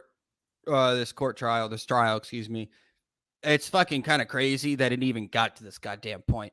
But I can just tell you, Kyle did exactly what he should have done in the situation, and he performed better than probably 95% of people that would have been performed unless they were. I would say like 99% of people. Yeah, sure, whatever, you name it. Like any percentage that is close. Actually, to 100. you know what? I say 105%. That's what I say. No, I mean, it really, the poise under pressure was something that should be, and not to mention to be able to get on stand and all this shit. And this is going to be Glenn Greenwald. If you don't know who Glenn Greenwald is, you know what? Like, he's pretty fair. He's pretty liberal. He's worth listening to. All right, let's see what the Tuck has to say. But not crazy liberal. Division. Why are they pushing for more? Glenn Greenwald is an independent journalist. You can find his work on Substack, and we hope that you will. Glenn, thanks so much for coming on. Since yours is about the only Twitter feed I read, I saw that you, maybe I'm misunderstanding this. I thought you wrote today that media organizations in Brazil where you live were sincerely under the impression that the people shot in Kenosha were black, and they took that from the American media. Did I misread that? No, you did not. That's not just one. The three biggest news outlets in Brazil, not a year ago, but this week in covering the trial, explicitly stated that the people Kyle Rittenhouse shot were black. And I just want to say before going on, that was not just in other countries. Like that, I saw it was hundreds of people. The Independent in England, I think, is where that's from too. But I just saw hundreds of people on Twitter, mostly American, I believe, also didn't know that. Had to retract it. There wasn't just them. The Independent in the UK did the same thing. One of the leading Dutch papers did the same thing. Obviously, they're watching the American media that deliberately cultivated this false narrative from the start that he was a white supremacist. And so therefore they assumed that he went there and shot black people, which is what you would do if you were a white supremacist. The media misled not just the American public, but the entire world. Why? I mean, this is a longer conversation I hope that we can have, but it's so obvious with this story specifically, 4 white people are they're the main players in it, and they're telling us it's a race crime. Why are they doing that? It seems like an intentional effort to divide the country along color lines to me. Well, that's exactly it really right, is Tucker. the case that the liberal left in the United States has completely lost the capacity to understand any significant events in the world without seeing things through a prism of race. Everything is racist. Everything is white nationalist. Everything is white supremacist. Everyone with whom they disagree is guilty of all those things. So even in a case where on its face, race has nothing to do with it, it's a white person who shot 3 white people, all of whom did some form of aggression against him, they still end up imposing it because it's the only way they can understand the world. And by doing that, they gain a lot of power. They get people to think they're on the right side of history by always agreeing with them. Yeah, they get a lot of power. That's the obvious conclusion. I should have figured that out myself, but I appreciate your explaining it. Glenn Greenwald, great to see you tonight, as it always is. Thanks, Tucker. Thanks, motherfucker. Can't cuck the tuck. This kind of reminds me of something that I actually saw today, but it's Juiced Merlot. There's just a quote from him. The mind that is open for questions is open for dissent. And the I cannot say these fucking words right now, man. And the totalitarian? Totalitarian, thank you. Regime, let me start that over. In the totalitarian regime, the doubting, inquisitive, and imaginative mind has to be suppressed. The totalitarian slave is only allowed to memorize, to salivate when the bell rings. And that's kind of what this is. This is a really, I think, poignant, because the mob only responds to certain dinner bells. And then that's when they're allowed to perform a certain function, which is be Death Eaters, just destroy. So it's, and this is, Cernovich put this out. Tweeted this, Mike Cernovich. He was actually in InfoWars last 2 days. It was actually pretty great because he can kind of control Alex enough to actually have a conversation in a real good one, in a respectful way, honestly. Yeah, not in the way other people do it. Yeah, and he says this is an example of CNN basically coming out and correcting the record so they can't get sued. This is what he said. Oh no, but you saw that in the as soon as the trial started, right? The Young Turks. I would say about the time that the prosecution's case the prosecution rested, right? You saw a bunch of people kind of backpedal, but they also are only kind of half backpedaling because I watched some clips with Cenk Uygur last night or Wednesday night. Still psychotic. like still and pushing this narrative about white supremacists gonna be able to go take guns to protest and mow people down, and they brought guns there because they wanted in their minds, in their hearts, they were hoping somebody would give them a reason to shoot them. When in reality, if you're like, if you're part of gun culture, like it's really more about deterrence. Like just having a gun there is kind of mutually assured destruction. Like, don't do this, don't do it. Well, it's definitely not mutually assured destruction. It will be you die. Well, that's if everybody has guns, it's mutually assured destruction. And people there had guns. Like, there's not like it was just those dudes like protecting. Yeah, like why didn't everyone care about Grosskreutz? We all know. Just let's see. Grosskreutz or the other 50 people you see on film fucking having a goddamn Glock out at their side, just holding it down. Yeah, like, chilling. Yeah, Zeminski, yeah. Who they didn't call on the stand because Rittenhouse 2036. Right, for president. There we go, dude. That's if we haven't gonna usher elected in a monarchy. They're gonna usher in the fascist Kyle Rittenhouse. He'll be the one. Could be. He kind of looks like the like Damien from The Omen a little bit. He can kind of give you them vibes. He gives you those vibes. This jury saw fit. We learned a lot of things in this trial that we should sort of go over. And I was just kind of reviewing some of the things that we learned in the trial that were not necessarily public knowledge before that. One, there has been a lot of talk, especially by politicians, about where Rittenhouse was the night of this shooting. And it turned out he was already in Kenosha, that he had family here, including his father, that the gun was here in Kenosha. They're like, hold on, let me just get through these bullet points. All right, real quick. I'm just going to say this stuff before I say something. No, that's why Mike Server's like, this is the legal counsel of CNN. Like, go correct the record so you can say you did. Oh yeah, don't you just think? Do it in this one video. Do it at low peak hours. It's 12:30. Everyone's at lunch. Do it now. I guarantee that's what you. This is. I guarantee you, a lawyer talked to Anna Kasparian because she kept saying things that were just objectively factually incorrect. Oh, like Tim was like, oh, I really respect her. I'm like, okay, you can say that. That's fine. But I really don't think she did it out of the goodness of her heart, honestly. No, neither do I. I mean, she's been putting her feelers out there. She did a talk with debate with Ben Shapiro, or whatever, and then they did a Q&A. She can legit be fucked. Like, she's hot. Like, she would get it. Like, oh well, after that nose job, if she can appeal, that's what I'm saying. Like, use your sexuality, dude. Like, really sell your body, become a right wing person. You'll kill. You'll kill because you're hot. Like, send it. Do it. Like, let's go. I want to see you nude. Get your leaks out there. I want to see some leaks. It's not disrespectful. I just want to see you naked. And if that's a crime, I just want to see those goddamn milkers. I thought this was America. Thought I could look at milkers. Yeah. Not be fucking bothered. Not bring that over state lines.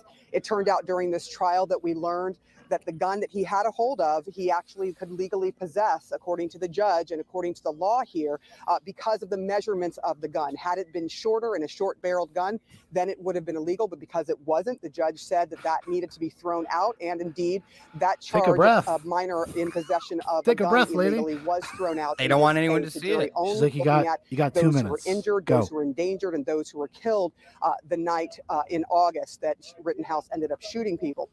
We also learned that he was working here that night, that he had stayed over that night here. And we saw some video of, for example, Joseph. Look what they just said. We learned. No, yeah, this is learned. This has all been public information for over a fucking year. Yep. Almost there was. I don't know if we were on stream when I said this, but I didn't learn any new information from the trial. I learned maybe a couple things, I'm sure, that I just would about law, really, but that was because of Ricada and about those things. Everybody. I'm talking about the facts of the case, of the case. Oh, that he drove, that he didn't have a license and drove there. I didn't know that before the case. I think I had heard that, but I did not cognitively it didn't stay in my brain. So maybe they reminded me of that, but I do remember hearing that last year because they thought he was going to get in trouble for it or something. Maybe. He goes out and the cops write him a ticket. Like, here you go, dude. That's for driving without your license. Have a nice day. No, they just throw him in jail. They're like, we got you. We got you, Kenosha kid. You can't escape us, Kenosha kid.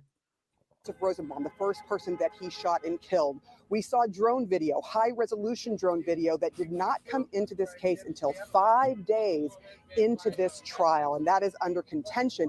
There was a mistrial requested because of both what the defense called prosecutorial overreach, and they said they were going to file about this video that appeared very late in the game, the high resolution version of it. But now none of that matters. They're certainly not going to. Yeah, as some stranger, some mysterious do-gooder showed up at their office, or showed up to the police, I guess. A detective. No, this video was airdropped from iPhone to iPhone. All of this unsecure shit. No, well, no, the footage that they're referring to is from Fox News. No, I know that's why they knew it existed, and that's why they tried to make the case. Well, you can't, of course this is okay for us to put in because people knew it existed when they did, but you have to they have to verify it themselves, and then the judge got to well, why didn't you contact Fox for the footage? You waited for some mysterious person to drop it off at your office, and then all the other stuff happened with it. But anyways. Ask for a mistrial after their client has been acquitted in this case. But we did learn a lot of things from that video because it was very clear what was going on. There was a video of Rosenbaum chasing after Kyle Rittenhouse during this time when he had his gun. And at one point, Rittenhouse levels his gun at Rosenbaum. Rosenbaum continues towards him. And as he gets close to Kyle Rittenhouse fires his gun several times. We learned also in the trial that he was hit 4 times. And obviously this is a AR style rifle that has the capability of firing very quickly. But we have also learned this is a weapon of war. This is a murder weapon. That's just a lie. Person who was shot and did not die that night from Kyle Rittenhouse's gun. And we heard from Gage. Okay, we heard from. Yeah, Gage. and listen, we get it. That is a complete repudiation of everything they've said. Basically, we laid out the facts where people can make their decision. Now everything else is going to be opinion on it. That's exactly what they're trying to do. So I thought that was pretty gross. Yeah, it's disgusting. These people they're fucking monsters. They're not good people. Let's see what the vice president has to say. Then we'll look at what Joe Biden had to say. Yeah. Still after the trial, these people are fucking evil. They're fucking evil. Teen child rapist. Hashtag teen child rapist. No, dude, you should show that BLM video too. Which one is that? Oh, the one. Yeah, I'll do that one next. It's only 15 seconds, so it's not super long. I don't know, man. She was president for 87 minutes the other day. I mean, today? President? Is that today? Oh, Jesus Christ. Time just She was president when Kyle was free. Was that's why everyone's made the meme, the dude with the head, and everything, and then at the end, it's the bright light. Yeah. It's Joe Biden's I'm going to go get a colonoscopy. And then it's the little light. And he's then it ends up that Kamala was actually president when Kyle Rittenhouse, so he can't be taking the blame for it. And that's pretty good. Dude. Excuse me, Madam Vice President, do you think Kyle Rittenhouse really cried on the stand? And I have questions about the verdict, and the verdict really speaks for itself. As many of you know, I've spent the majority of my career working to make the criminal justice system more equitable, and clearly there's a lot more work to do. Thanks all. What is the equity? What is it? Whether or not the criminal justice system is equitable have anything to do with? There was a guy found innocent today who killed cops because a SWAT team went into his house and he shot back. Yeah. He was found innocent. What was his name? Something the Fourth. I can't remember his name. Yeah. But it's not our fault that the mainstream media doesn't put those stories out and you don't know about it, right? It's partly their fault. Wouldn't that be the case? That's another example. Clear cut, this plays directly into the rhetoric of these people. A story like that does. It plays right into the hands of it. Why isn't that a national news story? Because it's about disruption. No, it's about demoralization. That's what they're doing. We know that. I've been talking. I'm just saying rhetorically. These people are just another example of them being full of shit. They are. So this is in Brooklyn, New York. You said, right? This tonight. No, it's New York. It's New York tonight. That was tonight. New York City. Oh, Eric Adams put out that fucking tweet that pissed me off. Eric Adams? Who's that? The new mayor of New York City. Oh, did he put a gross one out too? I know De Blasio did. It's not as gross, but it might as well be. Go ahead.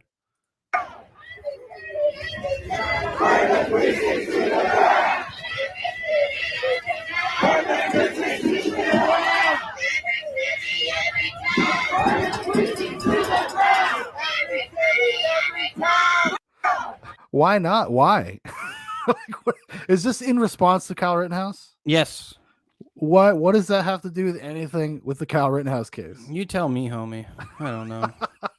People are just like, just any reason to do this shit, they just jump on it. It's not about any type of reality or consistency.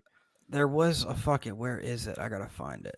Oh, yeah, this is what fucking he said today. Eric Adams, this is the guy that's supposed to be like, more conservative, Democrat, like more moderate. This decision is an indictment of irresponsible laws that make our society far more violent and unsafe under the guise of personal freedom and so-called self-defense. It also sends an extremely dangerous message to those in our country who seek agendas of anarchy, often born in prejudice and ignorance, to wreak havoc in their communities and potentially murder their neighbors. We should not be shocked. We should be focused on swift and righteous action. What the fuck are you talking? Who are your PR people, dude? What the fuck is going on here? This is what did he say? The so-called self-defense? It was proven. It's in court. Like, it was clear to everybody before that, but they actually went through the process in a jury of his peers. Oh, dude, Black Rifle Coffee is getting destroyed. Yeah, because they're pieces of shit. Yeah, like they're getting fucked up right now. Like 225, like, dude, they've lost. People are, I think they should be done with them. And it's because let the market they speak. Started taking money from fucking Wall Street, and then they come out and make this repudiation against him and all this stuff, all about like white nationalists, whatever. Well, it's because it's complete. It's like a self-inflicted wound. Like nobody was asking them to do that. They could have just sat there, waited, see how the trial played out. If that's even, say personally, privately, that's how they felt. Why did they, like, I don't understand even what motivated that. It was just weird.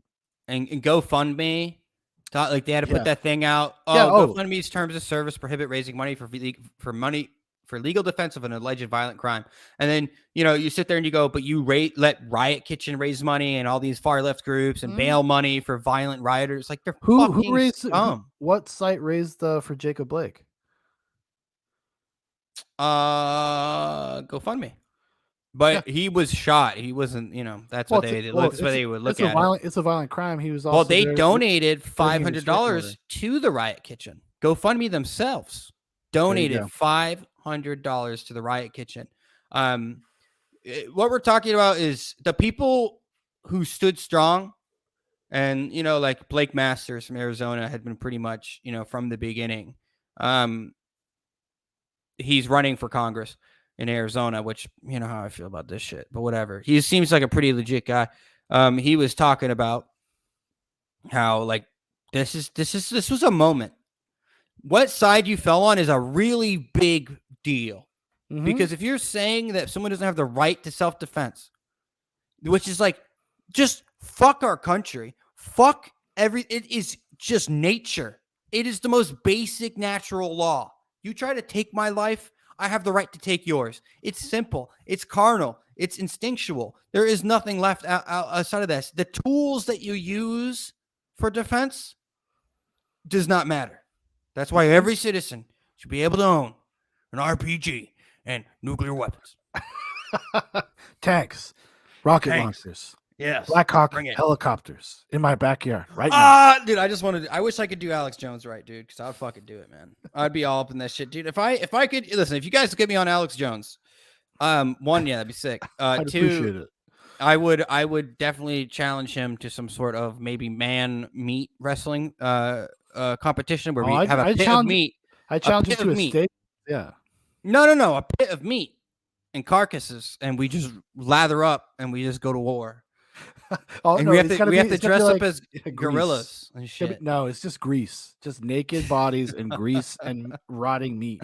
I'm down. Honestly, I'm kind of down. America's one of geniuses, but it's run by idiots. Listen, America was definitely found by some enlightened people. I agree with that. And you could say genius is not, but this is why it's really important.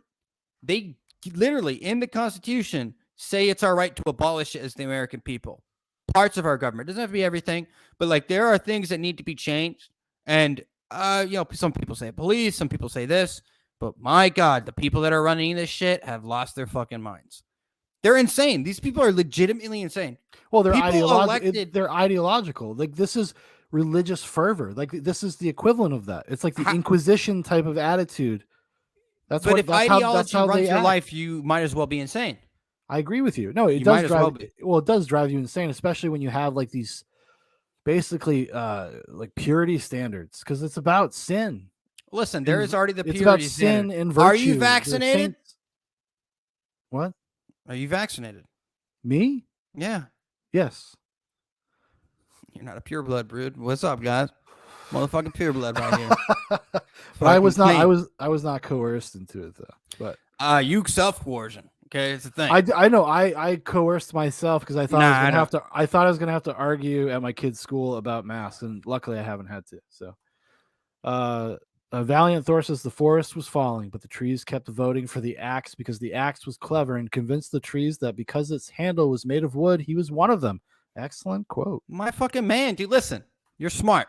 We need more people down here that are a little bit more intelligent. So please subscribe. Please like, share. Like you said, dude, we do this for fun. We love it. We enjoy it. We're culture vultures, I guess you could say. We're kind of always like looking around, seeing what's going on. And we want to stop cultural decay and death and maybe inspire a few people to go out and, maybe do something a little bit more radical in life, like be a good person. I would say speak your mind. Embolden people to go out and speak your mind. No matter what it is. Like you can't. And all you have to do literally is be the median normal person and try to get out there. And try to get your voice and try to get your voice heard. That's all it takes. You got to let people know that they're not alone. Okay, Sean. Everybody preachy. Get a little preachy. Listen, people think they're alone. People think Valiant knows, Sean. Did you see his quote? Did you see this fucking guy? You think he doesn't know? It's a great quote. A great quote. I tweeted that once. No big deal. We're cool. We're cool. I'm kidding. We're cool. All right, let's see what old Al Sharpton had to say. Fucking Al fucking Sharppen? Is that what you just called him? That's racist. That's racist. I did not call him Al Sharpie, first of all. No, Al Sharppen. Sharp pen. It's way better. Way better. I'm just saying it makes more sense. Like you could still think Sharpie in your head. Everybody knows. Comment if you thought what I thought. Sharp pen works. I think that the governor's statement is correct.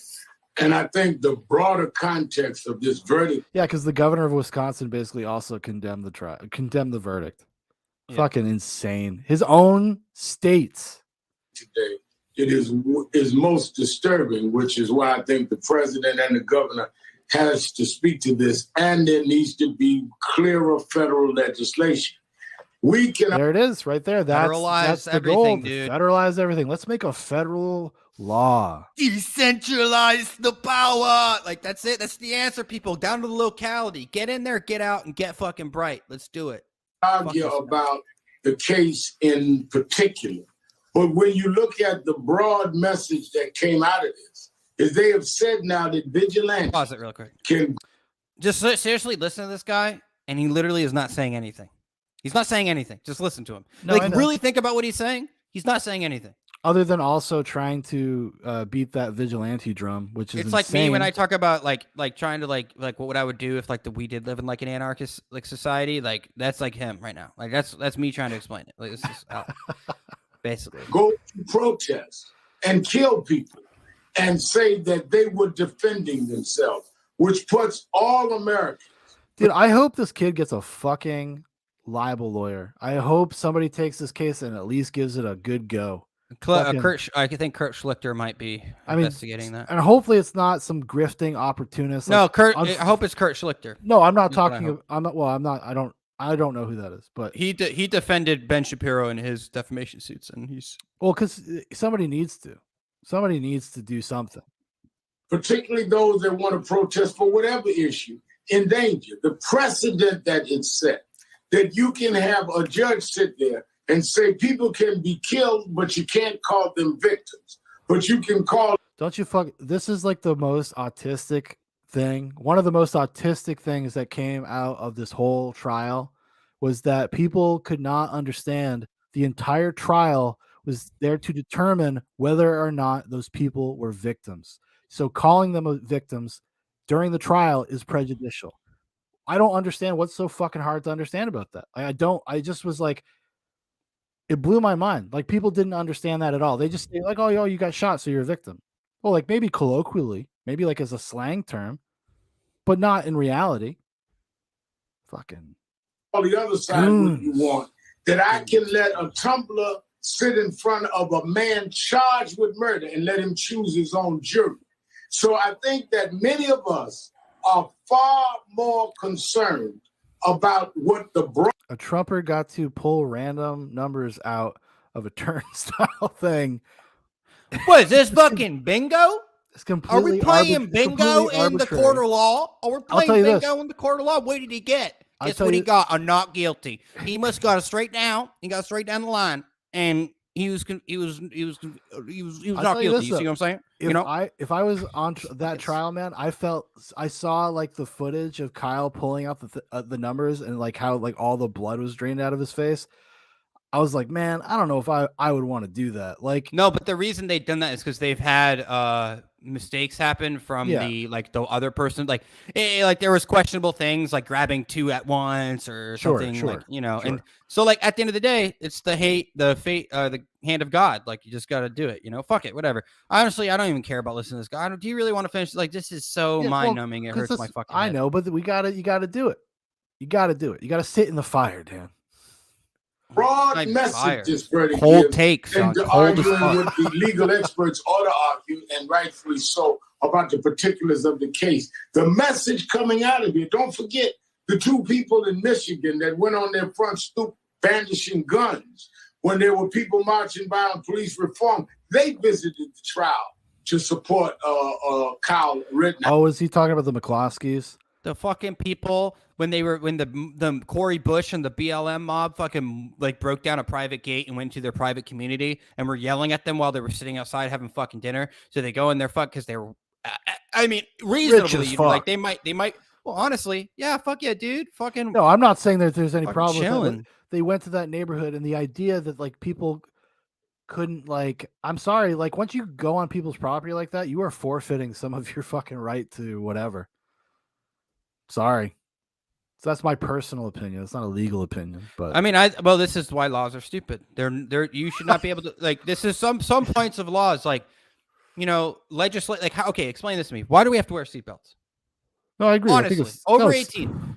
Do you know why it's stupid? But why is it stupid? Is there to extract money from you so they can write because tickets? There's that, but then you're like, then what the fuck? It's how can we ride motorcycles? I don't have a fucking seatbelt on a motorcycle. No, it's not. It's not arbitrary. logical. It's bullshit. It's bullshit. Same thing with like this fucking guy sitting here talking about the McCloskeys, like two American citizens went in. Well, Al Sharpton was just at the Ahmaud Arbery case, sitting in the courtroom. I talked about this the other night when I did the stream by myself. Was that like, I don't like it just because it turned it into more of a circus. Like, that's the only reason I was just like, eh. And then I also brought up Al Sharpton because I was like, it's not that like you can't be there. It's that you just make it a fucking circus. Suddenly it's not about justice. It's not about the trial. It's not actually trying to get to the bottom of what really happened. It just becomes a fucking media nightmare.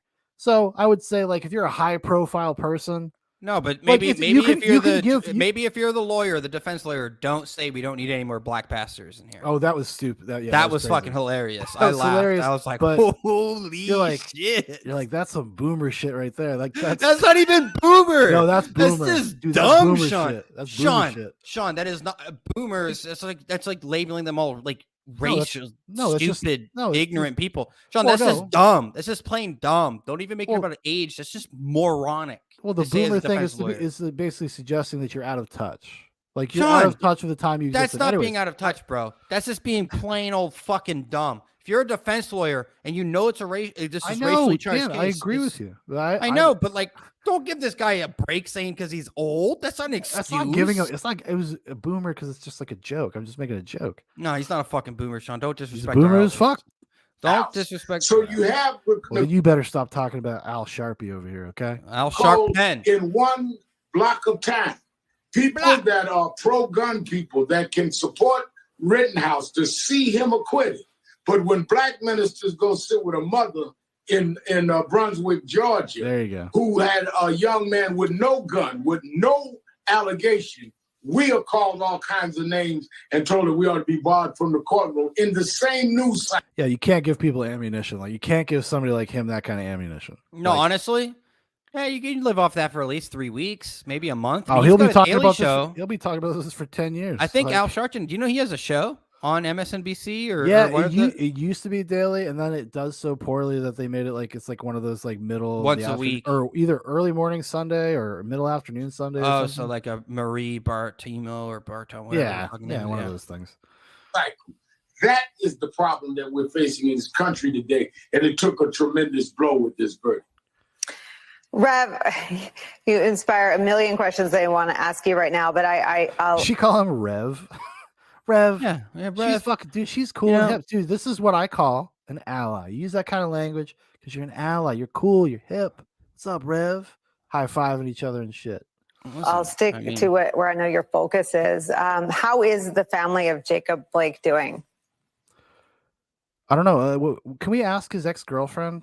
Why does this have anything to do with Jacob Blake? Because what the fuck? He's the one. He's the reason the riot. You talking about the armed rapist? That's what I'm talking about. Why haven't any of these people interviewed his girlfriend that had the restraining order on him? I wonder why. This is weird, huh? She was on Twitter like blowing it up. I've been in touch with his father. In fact, he'll be on Politics Nation with me tomorrow afternoon. Oh, thank God. He's outraged because to think that these people came to his city and killed people that were there protesting for his son, who was shot on videotape, Jacob Jr., on videotape 7 times in the back, and the policeman was never prosecuted. And here are people, whites, by the way, who were standing up for his son, and they were killed, and now they're being told that their lives were meaningless, that the court of law does not protect the fact that they were killed. Is an outrage to him, and I think it's an outrage to all of us. Okay. And it is a threat to all of us. To all of us that are known activists, we've got to be concerned what message this sends. Oh, I love it. Now it's about him. Do you know who Al Sharpton he gets is? To make it. He gets to make it about himself. The fucking Al Sharpton is fucking junk, but this fucking you know who Huber was, Grosskreutz and Rosenbaum really were. Let's really call them what it really was. They are the white face of black supremacy. And I believe they need to be held. I'm glad they were held to account for that. They're monsters. Yeah, we can't have extremists running around in this country, Al. Can't have. Hi, I'm just anybody out there that think they can get away with harming any of us and anyone else that stands up in protest and say it was all self-defense. And don't call them a victim, even though they were killed by AR-15 by a young man that should have never had it in his hand. Okay. Sure. I just whatever, man. Honestly, fuck these dudes. Fuck these fucking dude. These people are not impressive. They're not. We can win this easily if you guys everyone just goes, fuck you. No, I'm done. And that's it. Just do not comply with these fucking people. Do not comply with their ideology. Why would we? Why would we listen to these people? Maybe the only guy that you could listen to is my man Tuck. You can't cuck the Tuck. You can't do it. It's impossible. It's impossible. It's impossible. It's impossible. Oh, this is that Shady from Arkansas. Yeah, I think this was yesterday. This would have been yesterday, I think. Yeah. You talking about America, KKK, or Becky? Is that what you talking about? We the people. You ain't the motherfucking people because you on the wrong motherfucking side. Right or wrong. Right or wrong. Period. Ain't no in between with this shit. Ain't no in between with that shit. You out here talking about Kyle should have never made it to trial, baby. Yeah, bring that bitch to my neck in the motherfucking woods. Little Rock. Bring that motherfucking Peckerwood to Little Rock home and see what happens. You know what? I say let these people go out there and say this crazy shit. The white face of black supremacy once again rears its ugly head. Karen. No, it's not a Karen. Yeah, it's a Karen. It's Lakeisha. No, I don't know. Oh, did you see that video of those young girls on the train beating the shit out of that other girl? No. Oh my God, I'm about to send it to you, but just like, oh, dude, I don't think we can play it on YouTube. Why? The stream will get shut off. Why will it get shut off? It's just a TikTok video or whatever. Is it like somebody get seriously injured or anything?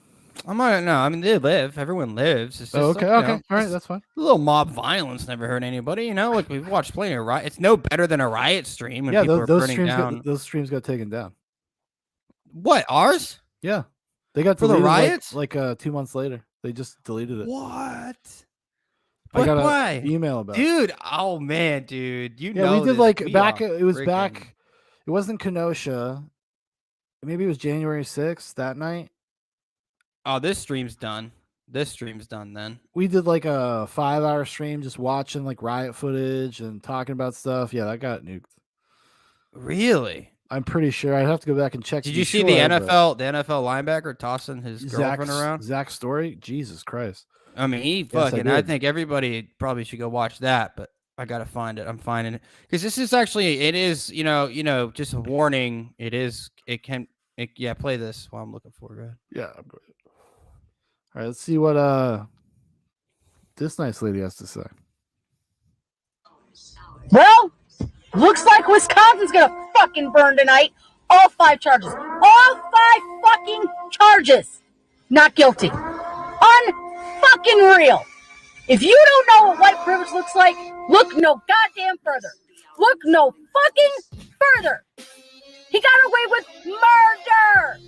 And he has to walk scot-free. Unfucking believable. I wonder what the fuck this kid's gonna do. What the hell's his family gonna do? They're gonna have to like change their names and fucking move. I mean, honestly, it's kind of maybe it'll be good for them. I think you get a new fresh start. They're definitely. I think people are raising money for Kyle to start a new life. I think it's up to like over $100,000 already. From this afternoon, they're like raising money. I'll throw a couple bucks in there. Yeah, I already threw. I didn't give him much, but he is a white supremacist, so I could only give him at least double what I normally give. I'm trying to find this video. I don't know where it is. Okay, that's okay. Let's see what else we can find. I sent, dude. There's that video of that chick freaking out. Did you see it? The African American chick on the steps. She was pregnant and shit. Did you see it? Which one? The one of the chick on the steps, like losing her mind. Here, I'll send it to you. Yeah, send it to me again. And I have is this Alyssa Milano? I don't know, dude. You should see. Did you see? None of the GOP leadership has tweeted about this case. I know. Yeah, no one has said anything. They're cowards, dude. Listen, people. They are not your answer. Elect the most radical people. The most radical people you can find that are on the right wing. And I'm talking psychopaths. People who want to like fucking like literally destroy parts of our government. People like, we need to get rid of the FBI. We need to do like that type of stuff because these institutions that are being used against us intentionally. It's just, and it's not going to favor us. And people who've worked in these institutions know this. So that's why we need to elect people who really want, because what is reform? Sometimes the FBI is that, there's a lot of good people at work. I'm not saying we need, but we need to get like literally like there's a bunch of hydras and we just keep cutting and heads keep popping up all over the place. You need to like literally completely break these systems down and then rebuild them back up. And that's the only way to do it. And then maybe in 200 years, they can do it again. Is this the one you're talking about? Yeah, she loses her mind. Watch this. She loses her mind. I did hear, though, that this is like a not well person. Like just Definitely not well. Definitely not well. I am a monument. I am a monument. Fuck America. In the back, dude, this could be you, Dan. It might be. You could be down in front of a courthouse screaming. Hey, listen, I can get pregnant according to the news. I am a monument, she's saying. We got people.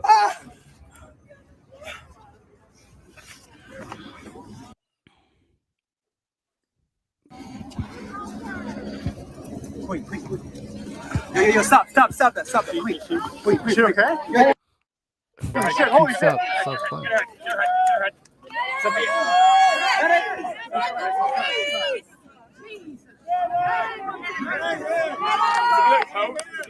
Hey, get here, get here. Hold her to her side. Hold her to her side. Keep her on the side. Keep her on the side.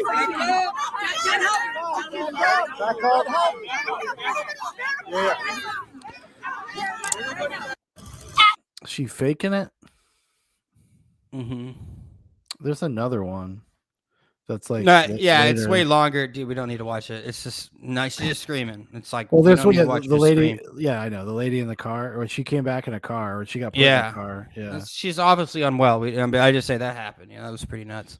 But the next video, this one? graphic. Okay. It's graphic, but it's just mainly yelling, cursing. So just be forewarned. You know, this is an adult show. Not for kids. I even clicked the button. It said not for kids. There's no titties in there. Promise. Oh, that's a shame. No, well, I mean they're kids. A man likes milk. Oh, they're kids. Never mind. I'm sorry. Yeah, I take it back. Rosenbaum. Jesus. Okay, Rosenbaum. You love this, don't you?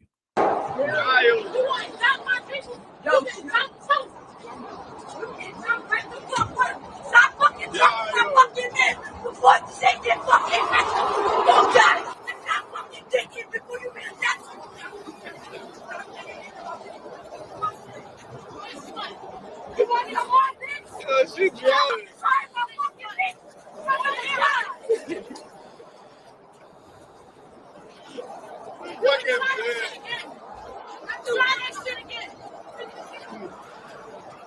Is there some like larger context to this video? There's something about two different high schools or whatever, but just I'm not like sure. I just know this is not the first time this has happened between possibly this.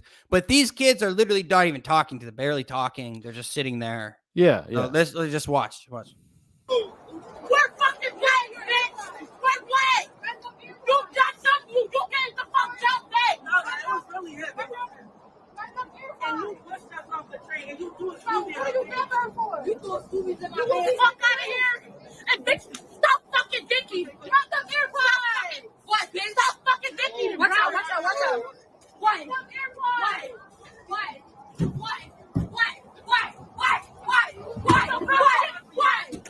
The fuck?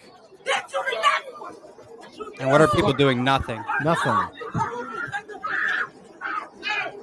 Fucking somebody help her. Jesus fucking Christ.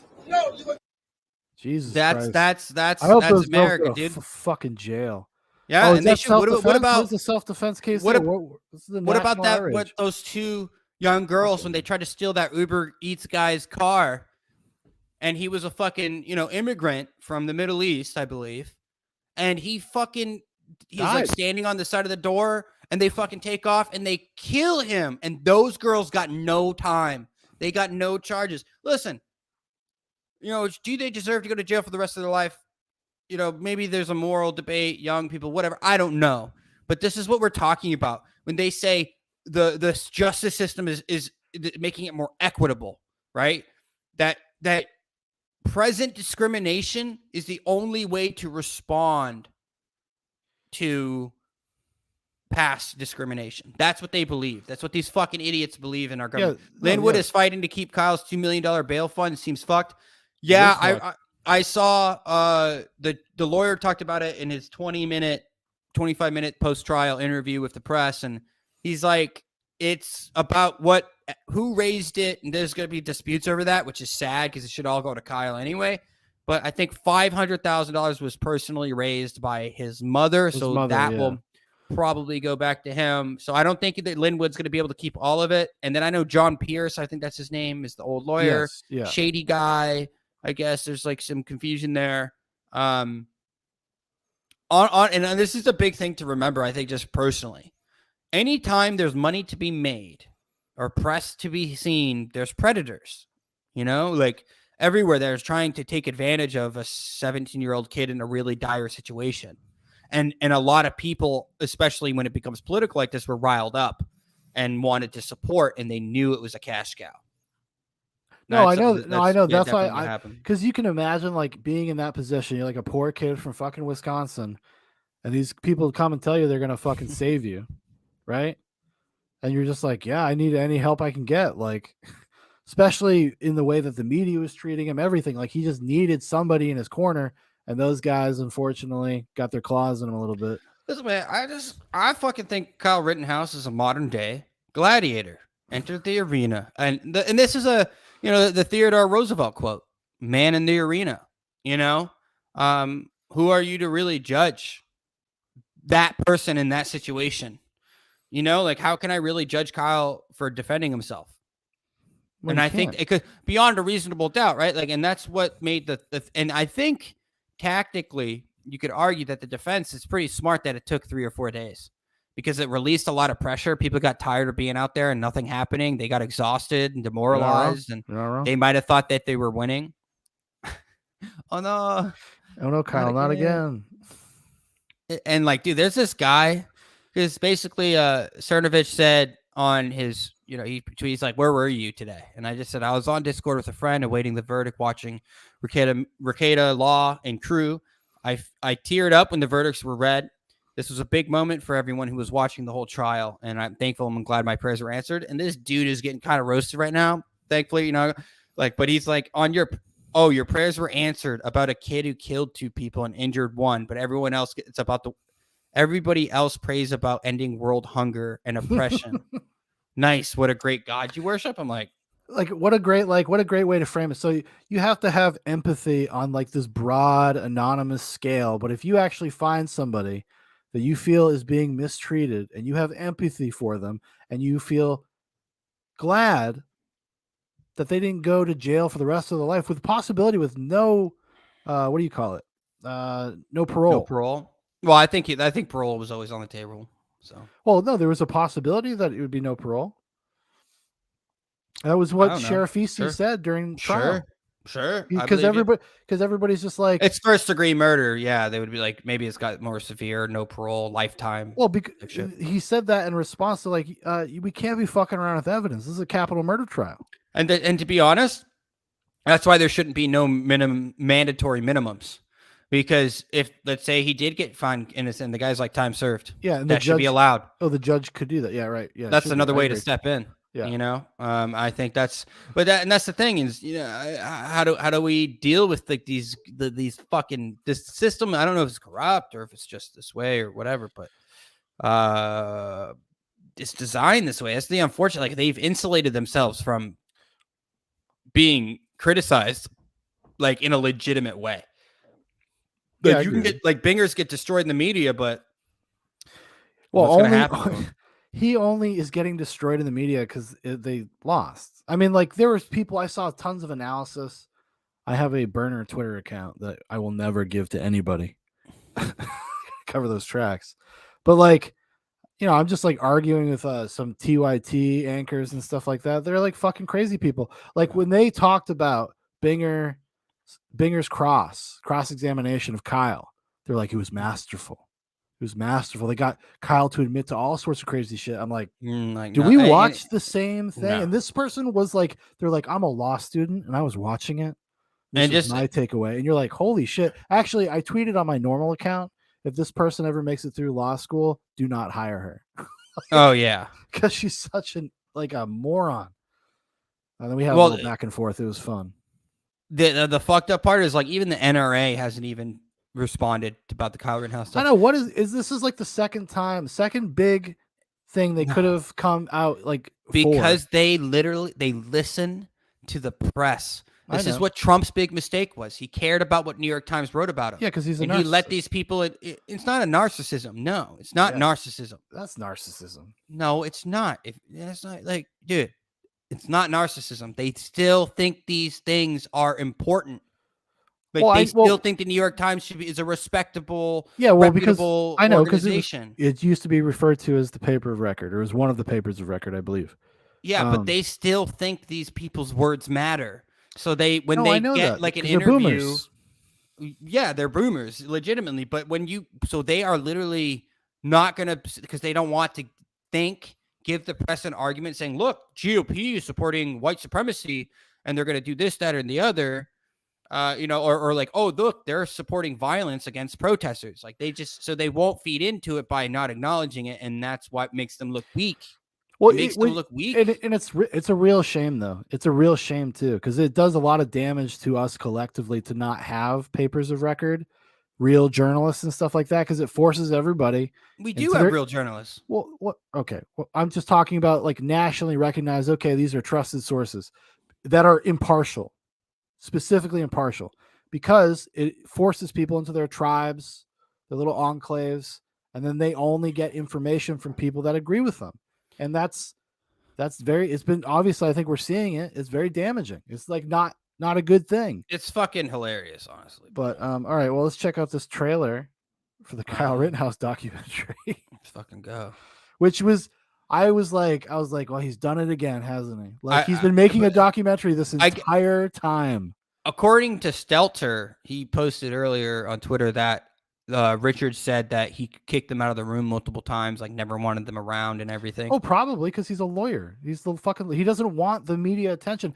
I will say this about Richards. It seems like he was very protective of Kyle in the sense that he did not want this trial or Kyle to be involved to be a show trial. Yeah, he did not want Kyle to be involved in a circus. One of the smartest things that, like, obviously, which happened when Richards came on, Richards and Sheriff Seethe, is that Kyle never gave an interview. He did no media. He did nothing. Which was exactly what he should have done. And that was not what his original lawyers were doing. They're trying to make this like a fucking game. Like, it was so dumb. Like the shit was the free as fuck shirt and going to the bar and all that stuff. Yeah. Like, you're like, there might have been an argument though that like Trump could have pardoned him too. I have no idea, or give him amnesty or whatever. Well, that's whatever. It didn't happen. Your hat on, but yeah, it's stupid. Let's see what happens here. It's the stuff that keeps you up at night. Like, once you finally do get to sleep, your dreams are about what happened, and you're waking up in a dark, cold sweat. Yeah. You had dreams about what happened? Every single night. It's quite scary, actually, because the dreams feel so real.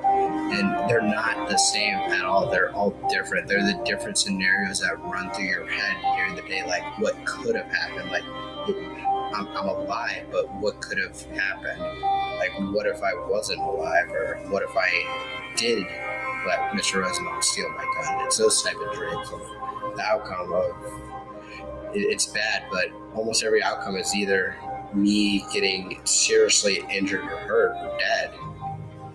Those are just the dreams I have on a daily basis. The defendant will rise to face the jury and hearken to its verdicts. State of Wisconsin versus Kyle Rittenhouse. As to the first count of the information, Joseph Rosenbaum. We, the jury, find the defendant, Kyle H. Rittenhouse, not guilty. As to the second count of the information, Richard McGinnis. Look at that kid. We, the jury, find the defendant, Kyle H. Rittenhouse, not guilty. I was so happy though when I think it really got me when Sheriff Seethe gave him a hug. Like, I mean, that was such a big moment, dude. Like, it's so emotional. Well, like, I mean, he had to get him to shut the fuck up. He's like, dude, you need to calm down. The judge didn't want. No, the judge obviously didn't say anything. The judge totally. No, he was literally understood. saying like, dude, breathe, relax. Like, you got to keep it together for a few more minutes, man. So. No, I know that, but like, you got to have like some support there, like somebody just to fucking help him get back in his chair and stuff. And it's just I don't know, it was a good day for me, and for Kyle too, apparently. Pretty great. Yeah, because what if Kyle what if Kyle got convicted? Like, why would he do this to me personally? You know what I'm saying? Why would he do this? Why would he make me feel that way? I blame you. How do you feel, man? The jury reached the correct verdict. Self-defense is not illegal. And I believe they came to the correct verdict, and I'm glad that everything went well. And it's been a rough journey, but we made it through it. We made it through the hard part. He sounds like a guy, like he sounds like a football player being asked like post-game. Yeah. Like, what happened? I mean, it kind of is like that, I guess. You could definitely view it that. Dude. It is just what a good day. It was a victory for a lot of people that felt like a wrong had been done to this young man. He's got more stones than, and this is the problem where I have with like Black Rifle Coffee Company or whatever. When you put profit over, your beliefs. Yeah. Well, it's like, listen, he fought these guys were veterans, Rangers, Green Berets, like, fucking, jerk off porn for fucking, guys who didn't have the gumption to serve most of the time, or veterans who just really miss being in, and then that's all fine, whatever. But when you are literally taking oath to the Constitution, and the one time a really good opportunity to support a person and listen, if you want to stay silent and not make it political, whatever, I guess you could say that is, but like, you just stay silent. But it's not brave. It is not bravery. It's cowardice to stay silent when it was pretty clear. And when they come out and like wrap up Rittenhouse with a bunch of white supremacists, and they're still listening to their friends in the CIA and the Department of Defense, and like saying like, oh, like this symbol is this now. Like John Brennan called me personally. Like you're a fucking coward. Like, and like, that's why I disagree with Joe Rogan not reading the article, not asking Evan Heffer tough questions. Oh, did like, he have should have? on? Yeah, he did. It was Damage Control. They went on all the right wing shows, Dana Loesch, and all these like fucking. And Dana barely asked them any questions. But like, because this is like, honestly, it's like, about money. Because now like, they make enough money that they're actually giving these people like. Revenue. I mean, for me, though, stuff like that is like a litmus test. Like, if you act that way, well, now I have no interest in ever listening to you again, ever. No interest in ever hearing what you have to say again. Like, if you like, this is what I'm talking about. Like, you got to have a principle, you got to have a standard, and if you can't rise to that, if you cannot roast those guys, no pun intended, like you got to, like, you get that opportunity to ask them questions. Like, fucking ask them the question. I guess. Ask them what they even know. Ask them to explain their position in a way that's not like, they're fucking scum. Like I called them out, not like I mean anything, but I felt like it was, on Twitter, I just basically told them to go fuck themselves. I'm like, you guys are scum. Like, that's exactly what you like. I said, very simply put, if you guys want to follow me on Twitter, it's at Dan Zubox. So please. I am at Sean Zubox. That's my name here on Sean made me change StreamYards. I asked him to. We got a brand, buddy. We have a brand. I can't fucking find it. Oh, here it is. And it's a picture of Kyle going like this when he's like going up to the cops or whatever. It says the tree of liberty has been watered. Yes, I've seen that. Yeah. I'm like scumbags that don't stand with the truth don't deserve your money. The damage control didn't work. Fuck you and fuck your company, scum. Good for you. Because that's exactly what they are. And like Matt Bast and these fucking losers. They're losers. I don't care how many fucking dirtbags you or fucking people you killed in Iraq and Afghanistan anymore. When the fucking tyranny is knocking on your front door in America and you shut up, you fucking doesn't matter what you did over there. It doesn't fucking matter if you served your country. It doesn't matter if you serve your country now. You're scum. And you don't fucking deserve to be called a fucking veteran. Maybe you can legally this, that, or the other. And you think people are going to remember that shit? That you fucking went over and killed a bunch of fucking civilians in some bloodthirsty war, but the politicians' war, and you were unleashed upon them? Yeah, I understand. It's war. War is hell. No winners in war. But don't fucking think you're principled or like have some sort of belief structure now. Like, you're just a sellout. It doesn't necessarily mean you have integrity. They definitely don't have integrity, which is in the Air Force. So what is this you said? You need the Amber Ruffin Show from the Peacock Network. I don't know, dude. People are roasting her. Let's see what she fucking said. See what she says. You guys, because I have my own show, I have a responsibility to say things that people need to know that aren't being said. It's okay. She looks like she works at a casino. This is like what, like you would go to the blackjack table. She'd be like, wow. What? Blackjack was the first thing that came in mind, huh? Once again, the blackface, the white supremacy right here. I hope that Asian food isn't stuck in Long Harbor or whatever. Oh my God, dude, that was cool so opportunity that I don't take lightly. There are very big, obvious truths that no one wants to say on TV, but I will. Now, just so wait, hold on. That nobody wants to say on TV. Are you out of your fucking mind? Dude, what happens if she says some real savage shit like Kyle Rittenhouse was innocent? What if she just said based as fuck? Yeah, it's like, honestly, I like people that kill pedophiles. Not my thing. I mean, you do what you got to do. I wouldn't do it, but I support it. See, it. that would really be courage, and that's the thing that everyone knows that these people are just. Well, this is the whole paradigm with these people. They act like they're saying things that are like, Sean, this is the Hunger Games, brave, and well, actually, she looks like she's a host of the Hunger Games. Dude, this is legit what our corporate press is. But they act like they're edgy and they're brave because they say these things but they're all saying it. It's blasted over the airwaves through the television 24/7 ad nauseum. We live in a world where Tucker Carlson is the most punk rock figure in American media. You know what I'm saying? Like that's fucking ridiculous. But it's so anyways. crazy, dude. Minutes before we started taping the show, Kyle Rittenhouse, the man accused of shooting 3 people during a Black Lives Matter protest, was declared not guilty on all charges. So I can't believe I have to say this, but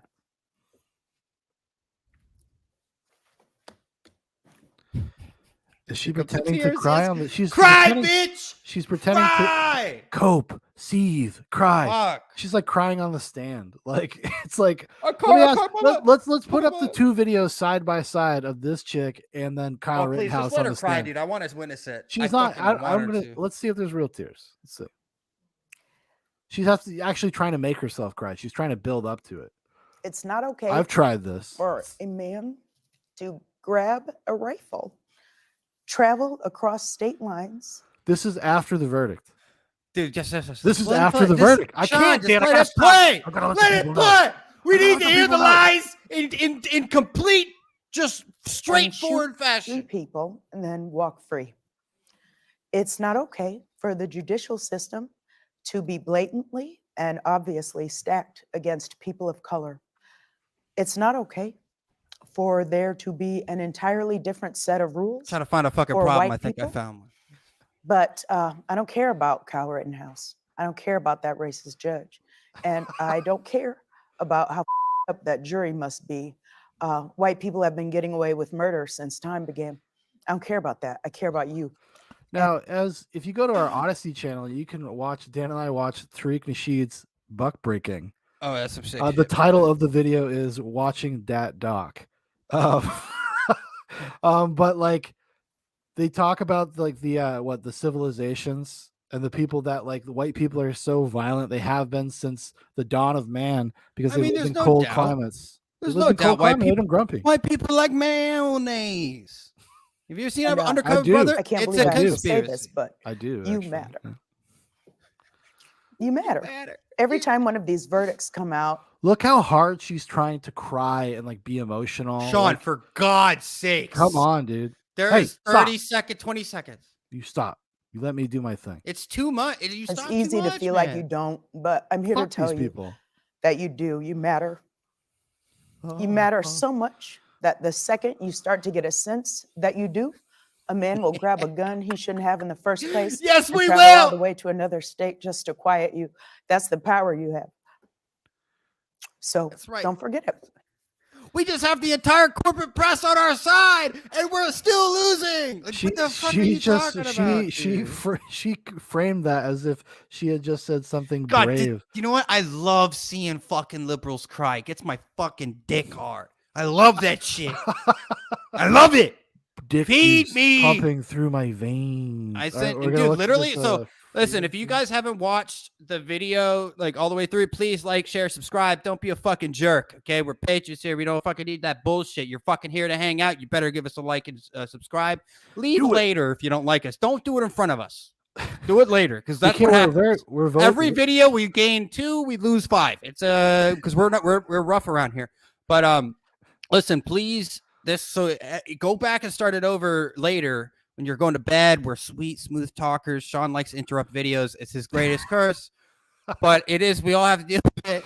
Hey, check out an episode of Nightcap. It's a lot of fun. I interrupt videos. He watches a 10-minute video. It takes him 3 hours. But this is the epitome of everything that I've seen so far over the night. This is what Freedom Tunes, right? Oh, it's yeah, and you don't need to stop it. It's not licensed. All right. Did you ever hear the story of Kyle Rittenhouse? Who's that? Whoa, there's no way you know the story of Klansman Kyle. The white supremacist media covered that up. Legend has it, Kyle will shoot you just for hitting him in the head with his skateboard and trying to take his gun. Oh, no way. And on this site, 1 year ago today. What'd he do? What'd he do? Shut up. I'm trying to listen. He was being chased by a mob, and didn't act like a Marvel movie character. I've seen a lot of Marvel movies, and in the part where the good guy gets framed, he drops the gun and puts his hand up in the air. But not Kyle. All it takes to set Killer Kyle off is a mob of riding leftists chasing him down until he has nowhere left to go. And that's when he shoots only the people threatening him without harming a single other person. It's not true. It can't be true. Get it together, man. In fact, some people say that in this exact spot, at this time of year, Kyle is known to show up. Got you guys. All right, Thank you so much for watching. That was pretty good. All right, so play the next one I sent you, and this is how the media has been reacting since the not guilty verdict. It's pretty good. Like this, they've really been. Is this like a supercut or no? No. Did you see the fucking song that they made with Jordan Peterson? They made a song? Yeah. No, I didn't see it. I'll send it to you. We don't have to watch it, but it's pretty funny. We can watch it if you want. We don't have to watch the whole thing. You'll get it. All right. Here we go. Mm-hmm.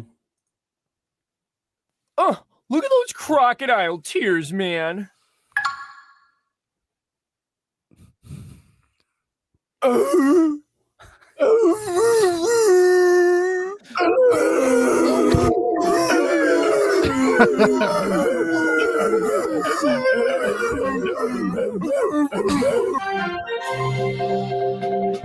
In today's news,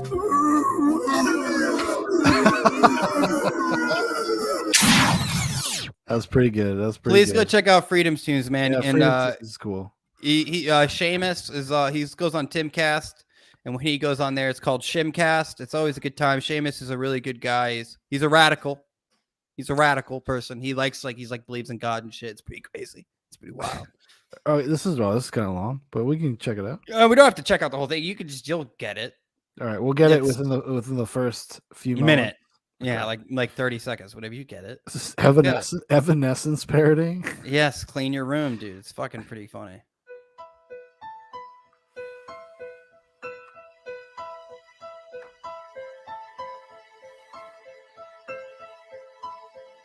you're a chimpanzee full of snakes. Oh shit! I bought you that shirt. Your life's a war. Oh, you did. Let me lead you out of chaos and into order. You set a goal. Oh, I get it. Yeah. I get it. But yeah, because he does a pretty good Jordan Peterson Pretty good, impression. dude. Like, he did his daughter did an interview with Seamus and him. And he starts roasting Jordan Peterson on it. It's pretty fucking funny. Like, it really is. It's quite beautiful. It was quite beautiful. Quite beautiful.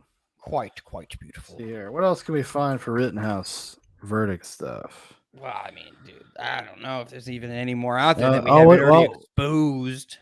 We got some. What we got? Did you see that picture I sent you? Which one? The picture of it's actually pretty cool. Enes Kanter is on the Boston Celtics. Oh and yeah. He wore shoes tonight versus the Lakers. So this is versus LeBron James' team. And if you zoom in on the right, it's actually LeBron James bending over in front of Xi Jinping. Oh yeah, and like putting a crown on his head. It's actually pretty. You can see it on the right there. There's LeBron. Yeah, right here, he's right. balding. Yeah, he's and all the cash. genuflecting. Yeah. Yeah, and then like Xi Jinping is putting the. That's base AF, as they say. Honestly, Kanter can still go fuck himself because he believes in vaccine mandates. But besides that, like, you know, you can't win everything. I'll agree with him on this. You win some, you lose some. Yeah. There's a really long Tucker Carlson clip from tonight. It's like 15 minutes long. I say we do it. This drives Democrats insane about the Rittenhouse verdict. You want to do it? Let's do it. Let's fucking do it. Joe, yes, this is live. There you go. There you go. Like, that's what you wanted. There you go, buddy. You got it, man. You got it. That was a Rosenbaum quote, just to make sure everybody knows. We're talking about Kyle Rittenhouse and what happened that night. That's what Rosenbaum loves. The N-word. Shoot me, Binga. Oh yeah, shoot me, Binga. Actually, our good buddy Mark over at Generation Y made a video of, and he took Rosenbaum saying "shoot me," and then and then I'm added, also that's another show I'm on. Added Binger instead of soft A N-word. Yeah. It was very funny, and there's two of them, so go check out Generation Y. Dan's also does a podcast with him over there. I am once over a there week every we once in a usually while. get together. Yeah, I'm over there every once in a while. Oh, look at that fucking white supremacist face. Look at the anger on this man's face. Yeah, little beaver, little tuck. Can't cut the tuck, man. Oh, okay, yeah, that's really loud. That is disgusting sound. Beaver. We just lost 2 viewers, Sean. Nice. Just lost everybody. We're down to 0. Everybody's gone. I'll apologize for that. All right, Let's turn it up a little bit. We can only stop once every minute. Once every minute. At least once every 2 minutes. Like, should be reasonable. And if we have to stop because of, you think, copyright, that's okay. No, I think we're pretty good with news stuff. Carlson, tonight, a significant day in the recent history of the country. We're going to have an hour of details for you. But before we jump into them, a little bit of context. Here's how the story Oh, my God. started. Pause it. We just hit 420, guys. We just hit 420. That's big time. It's big time. I don't know about you. I fucking like me some Mary Jane. And I'm really glad. I wish I had a good old bunt cake on me right now. I live in Alabama. I used to live in Portland. It sucks. But that's all I want to say. So thank you to whoever subscribed. Yeah, thank you to everybody that's subscribing and liking the stream and stuff. We really appreciate it. We want some like-minded people. We were trying to get out there, so make sure to subscribe, hit the notification bell, and that's the end of the shilling for the next 10 minutes. Just so we all remember. 17-year-old Kyle Rittenhouse wound up on the street in Kenosha in the first place with a gun for one reason. He was there because in the summer of 2020, the leadership of the Democratic Party endorsed mob violence for political ends. That's why there were riots in Kenosha that night, because people like Kamala Harris supported those riots. More than a year later, as Rittenhouse stood trial for murder, those very same people implied there would be more violence if he was acquitted. So imagine being a juror on that case. Imagine the pressure and the fear. It would take enormous moral courage for any juror to ignore the threats and follow the evidence to its logical conclusion. So much courage that at times we doubted it was even possible in a country as politicized as ours now is. But as we learn today, it is still possible, thank God. This afternoon, the jury acquitted Kyle Rittenhouse on all charges. The jury affirmed what was obvious from the very beginning. He acted in self-defense. It was a wonderful moment. Anyone who believes in impartial justice was vindicated. Here's what that moment looked like. Roll that beautiful bean footage. We, the jury, find the defendant, Kyle H. Rittenhouse, not guilty. As to the second count of the information, Richard McGinnis, we, the jury, find the defendant, Kyle H. Rittenhouse, not guilty.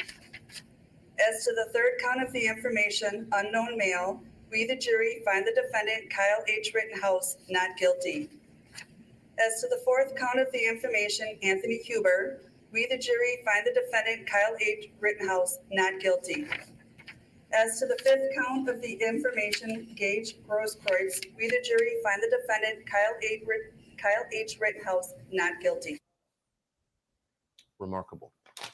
Months of relentless lying from the media about this case, in the end, had no effect whatsoever on the jury. Propaganda doesn't always win. Today, it was soundly defeated. Thank God. Our documentary team was there in Kenosha when it happened. They've been there for days, putting together an installment of our Tucker Carlson original series on this case. And they captured Kyle Rittenhouse's first moments outside the court today after being acquitted. It's the stuff that keeps you up at night. Like, once you finally do get to sleep, your dreams are about what happened, and you're waking up in a. I'm gonna spread this because we already watched. Some people might be joining in, and you're skipping a video there. I know. We've already watched this. What about people that might be jumping in? But go ahead. To the second count of the information, Richard McGinnis, we the jury find the defendant Kyle H. Rittenhouse not guilty. How do you feel, man? The jury reached the correct verdict. Self-defense is not illegal. Yeah. I believe they came to the correct verdict, and I'm glad that everything went well. Let me ask you a question. I just want to ask. I know it's annoying. I pause, but let me ask you a question. This happened. This is you. You get acquitted on all charges. You're not guilty. All charges. Yeah. Do you give this kind of like principled, sensible answer, or do you be like, yeah, I'm fucking super stoked? I mean, I think I don't think anybody at that age could know. Who knows how anyone would respond? I don't know. I can tell you, when I went through my shit, when I was in the military over some bullshit, 3 months, I was literally like, just thank God it's over. I was just so glad to move on. Yeah. It wasn't even like a celebration. It was just like, just relief. Yeah. Yeah. You know, you just fucking pressure release. You know, but honestly, if I was Kyle Rittenhouse, I'm like, yeah, I fucking did that shit. Yeah, from the federal court, Mark Twain. We'll see. Yeah, I don't think it's gonna happen, man, because it's dismissed with prejudice. That means they can't go after him for these charges. I would hope that would. You're right. Who fucking knows? Honestly, this DOJ. I do think it's a lot of bluster right now because I don't know. I would be very surprised. Sean, but they have to put on theater to feed the mob. Yeah, but the theater is just making the statements. Like, I don't know. I don't think that's the way this regime's been working, Sean. Well, yeah, it's a lot of talk in terms of stuff getting it involved in things like this. Yeah. Definitely not. It's definitely none of it's been talk. Project Veritas, that's talk. No, that's NBSA is talk. I'm just saying this case is so high profile that it's on everyone's radar. Same thing with the teachers union bullshit. Everybody knew about that. They called parents domestic terrorists, and they tried to get away with it, and they're getting caught. And then Merrick, a whistleblower came out exposing Merrick Garland. But anyway, we don't need to get into that discussion. I'm just saying they will probably go through with it if I had to put money on it. We'll see. But that's a black pill. We don't need black pills. It's white pill day. Let's keep going. It's been a rough journey, but we made it through it. We made it through the hard part. Remarkable stuff. You're reminded that maybe the one person in America who hasn't yet weighed in on this is like a commercial for Monday, 8 p.m. Eastern Standard Time. Kyle Rittenhouse. Check it out. Is Kyle Rittenhouse himself. So for months, CNN and MSNBC and Kamala Harris have been allowed to define him. That ends Monday. We're sitting down for a long interview with Kyle Rittenhouse. You can see it on this show Monday night. We hope you will. So technically, as a legal matter, this case is over. Kyle Rittenhouse has been proclaimed innocent in a court of law. He's free to resume his life. But for the authoritarians among us, this is a disaster. They can't let it go. Why? Because they understand the Rittenhouse case is a referendum on the most basic right of all, the ancient right of self-defense. Yep. If Kyle Rittenhouse can save his own life from the mob, then you can too. And that drives them insane. So insane that the chairman of the House Judiciary Committee today, Jerry Nadler of New York, implied that Kyle Rittenhouse may face federal charges. Today's verdict, Nadler wrote, justifies federal review by the DOJ. It's like so disgusting. Like the kid went through the fucking trial, acquitted, and now they're just like, no, well, maybe we should actually just go at you again. Fuck these people, man. Fucking dude, but evil. that's evil. The thing. I'm telling you, I don't know. Not going to give up, Sean. Well, I think people need to. All the cards have been laid out on the table for them. They have no cards left to play. They are literally just gonna fucking point a gun at you and say, we're not playing cards anymore. Well, they only do things that are politically expedient. So no, Sean, in that spirit, that is not true. Of course they do, because that's what they think that their base wants. Like that's what they would think that the disagree. people that keep them in those positions want. All they care about is staying. Well, we can talk about it after the video. I disagree. Well, Joe Biden's Justice Department indict Kyle Rittenhouse now that he's been acquitted by a jury in Wisconsin. It's hard to believe. You'd have to be deranged even to consider something like that. What would be the effect on the country? But you never know with these people. At the very least, this case will be used to justify taking your guns away. Bet on it. But if this does go to the feds, if Kyle Rittenhouse is prosecuted by the DOJ, the case will likely be handled by Kristen Clark. She's the black nationalist who runs the so-called Civil Rights Division of the Justice Department, the division that does not protect your civil rights. In fact, it's trying to take them away. Last year, Clark weighed in on the Rittenhouse case and immediately, not surprisingly, zeroed in on Rittenhouse's color, like his race was some kind of crime. She described him as a, quote, armed white man, murdering innocent protesters at, quote, point-blank range. What does his race have to do with anything? Well, it doesn't have anything to do with anything, of course, but it's been a fixation of the Democratic Party from the first moments. They've tried to racialize this case. And by the way, Kristen Clark is far from the only member of the party to try and do that. Just hours after the jury's verdict, the chairman of the Democratic Congressional Campaign Committee, Sean Patrick Maloney, a congressman, This is released crazy. this statement, quote, "It is disgusting and disturbing that someone was able to carry a loaded assault rifle into a protest against the unjust killing of Jacob Blake, an unarmed black man." End quote. Jacob Blake is still alive. Well, yes, that is like fucking like. What are you talking about, dude? Just wait, it gets worse. Savor that for a minute. That's from the head of the Democratic Party's congressional campaign arm. Everything about it is wrong. Not just a lie, but factually untrue. Jacob Blake was not killed. He was also not unarmed. He was carrying a knife. We know that because he said he was carrying a knife. Look at fucking Wheels over He here. was allegedly trying to kidnap a child. That's why the police showed up when he grabbed Dude, the knife. fucking, what's that movie? Don't be a mess to South Central while drinking a juice in the hood. Juice in the Hood, yes. Yeah, it's fucking. What's his name in that? Is it Wheels? What's his fucking name? I feel like they call him Wheels. Yeah. Something like that. When he's in the hospital, I can't feel my leg or whatever. And they're like, "Oh no!" And it's like, "Oh wait, you're paralyzed." The best scene in that movie is Bernie Mac's monologue. Oh my god, when he's like, "I hate my black gums." Yeah. It's just fucking. Shot him. That's classic. Again, that's not in dispute. And he's still alive. But it doesn't matter because these people, facts don't matter, clearly. Sean Patrick Maloney has no interest in what actually happened. Kamala Harris said that she was proud of Jacob Blake last year. The Democratic Party is sticking with that too. They are trying, and they have from the very beginning, to make this case into a racial divide, to further divide the country. Kamala Harris today said that the outcome of this case, the jury's verdict, was proof that our judicial system is not, quote, equitable, whatever that means. It needs to be changed. The Attorney General of the state of New York said it needs to be completely torn down and rebuilt, our justice system that we've had for 250 years. It's the best thing in our country. The idea that you are tried on the basis of the facts, not on the basis of what you look like. But they'd like to change that. ABC News, by the way, just reported the same thing. They told us, ABC News, a news corporation, has told us that, in fact, Jacob Blake was killed in Kenosha. Watch this.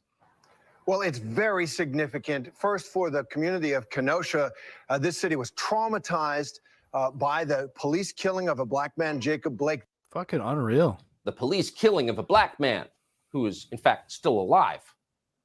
So what are they doing when they tell lies like this? Lies that you can check very easily. I mean, it could be an memory that accident. extends into last year. You recall very well. Yeah, but there should be serious repercussions for doing that. on national Well, I mean, television. okay, but like you know, they could have corrected the record like 5 minutes later. I'm just saying, like, Yeah, but it is just a second. I'm not there's saying a giant segment of people that didn't hear the correction, and that's always Listen, what happens. I'm with you, but how many things were said on Tucker Carlson's show that were not correct too at one point? You know, whatever. This is That weren't like true. Oh, I have no idea. I don't know. I mean, or a slip up or whatever. You know, Probably not in the context of starting. it's like, a live riot. television. People make mistakes. I don't. Listen, that's all I can man. say. I'm not. I'm I'm just live saying. all the time, and I'm perfect. Yeah, Okay? every time, all the time. Well, they're inciting people, of course. They're trying to whip people into a frenzy on the basis of claims that are totally Blackface of white provably supremacy once untrue. again. What kind of a frenzy? Well, consider this. This is from a senior advisor at the DCCC, the Democratic campaign arm. His name is This is fucking Daiwan crazy. Tatro. He just issued an explicit call for riots. No justice, no peace, he wrote in the wake of the verdict. Who is Daiwan Tatro? Well, he, according to news reports, spent a decade in prison after he shot 2 people. Now he works for the Democratic Party, just in case you're interested in whose side they're on. But you knew that. Meanwhile, a spokesperson for Congressman Val Demings, another Democrat, offered this assessment. The core of the far-right movement is that they should be able to kill you if they want to. That's the official line of the Democratic Party tonight. Keep in mind, and if you watch the trial, you know this, Kyle Rittenhouse was walking down the street when he was charged by a convicted child rapist and then charged by a number of other people. He sought no conflict. Did you see the clip of Tucker saying Rosenbaum died as he lived, trying to touch a kid who didn't want to be touched? Yeah, trying to touch a minor that did not want to be touched or something like that. Yeah. There was never any evidence that he was the aggressor in any case. He was aggressed against. So Joe Biden also weighed in on this, and he gave two versions of his views on it. First, he said, we're going to respect the jury's verdict. And then, of course, when his advisors took over and wrote a new press statement, he told us how upset he was by the verdict. And that's what aired on MSNBC all day. The next time there's a protest of some sort, and it may get politicized, that gun owners with a certain ideology may feel incentivized now, may feel even emboldened. What some may take from this verdict is that... Oh, this guy's hilarious. I watched some clips of this dude. He's got the funniest voice. He looks like a turtle. He looks, remember Master of Disguises? Yes. And blackface, yes. With Dana Carvey, he looks Put like a shell on him. He's in the turtle disguise, and he talks like it too. Vigilante justice prevailed. Knowing the history of vigilante justice in this country, all the way back to times of enslavement, when people would be deputized to go out and track down enslaved persons who ran away. Go get my property back. Mobs. And this is 2021. It is to tell the current and future Kyle Rittenhouses of the world that they can engage in white vigilantism and be let off for it, be defended and protected for perpetuating white supremacy. It's so white vigilantism, white supremacy, white. That was all over media all day long. Explicit racial attacks. What does that have to do with this case? And in what kind of country is that allowed when the most powerful people in the country level explicit racial attacks against one of their countrymen?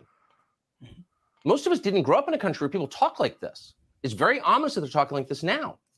Just as a reminder, in case you're tuning in for the first time in a year, everyone involved in this case is the same color. The people at the Council on American Islamic Relations offered this take, which was very common today on the left, quote, "It is difficult to imagine a black or Muslim defendant engaged in the same conduct being found not guilty." Really? Are you here for the OJ trial? It's ridiculous. MSNBC, the network that was banned from the courthouse I don't know. for following jurors around, broadcast this racial screed today from a relative of Jacob Blake's.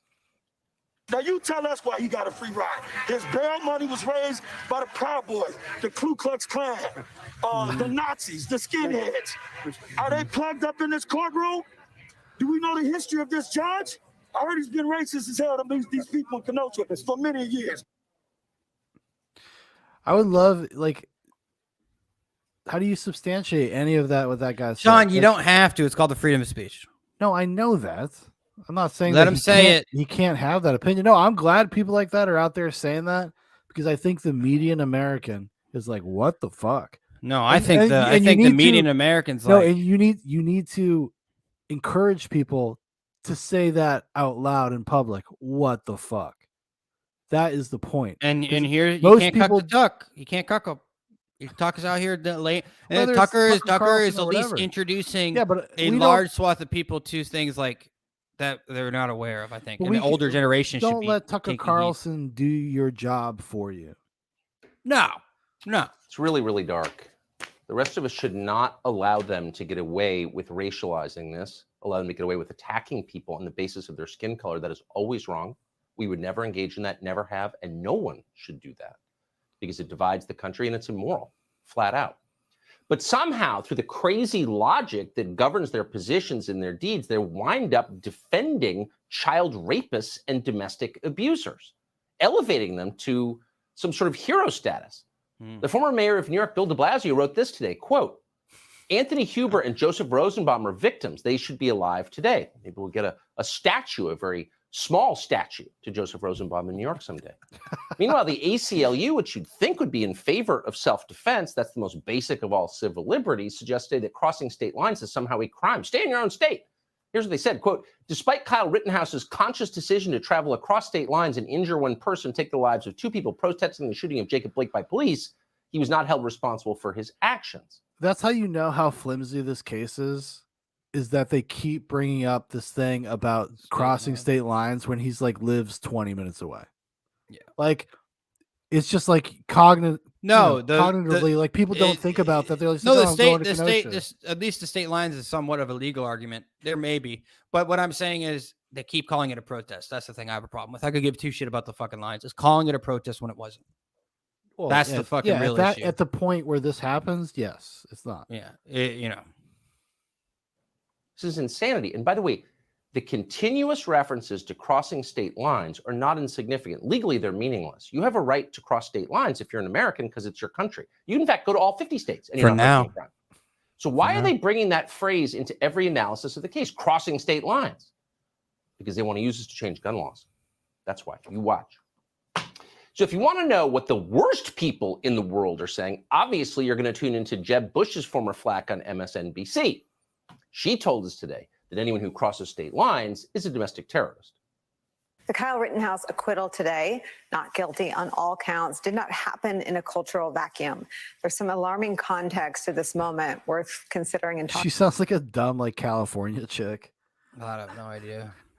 She's the Republican or Just something? last week, the Department of Homeland Security released its latest bulletin warning Americans again. Oh my of the God! Can you ongoing threat believe? posed by Can you believe that he went there and he fucking went across state lines? Can you Dude, believe I don't this think. I killer? think you're legit missing. Like, this is what they're doing. No, This is fucking it. And everyone's sitting there saying it's all fucking hunky dory and everything's gonna be fucking okay. No, while I your don't- government is forming against you. I get your joke. I get it. You're right. But like, this is like so important that like we're talking over this. Like, this is like huge. That's why I paused the video. Much No, to I your know. chagrin. Much to your chagrin. Yes, to my chagrin. All right, here we go.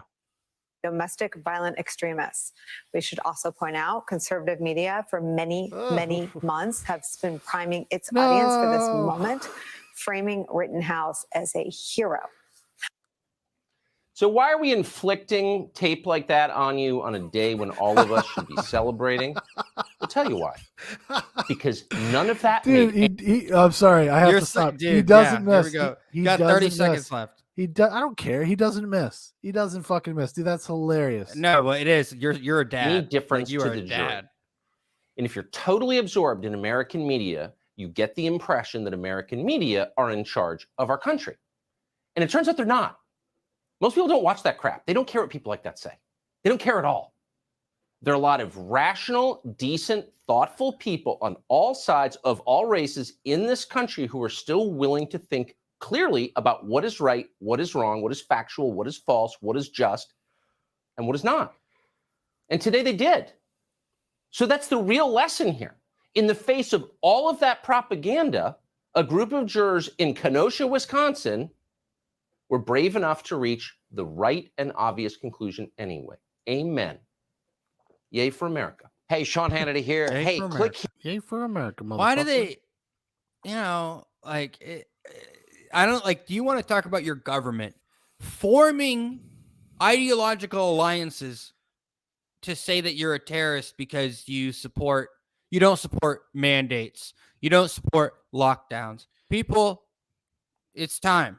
Like, I don't think people realize, like, this is the moment that when the communists were forming in Russia, which I'll bring this book up again right here. I can't fucking see it. Always with Honor, about Pyotr Wrangel. It's just the memoirs of him.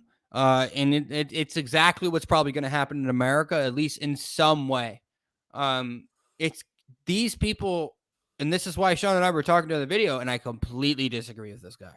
Saying that, and when you were saying that they are doing things for political expediency, no fucking way. I disagree, main, for one reason. They know they're gonna lose.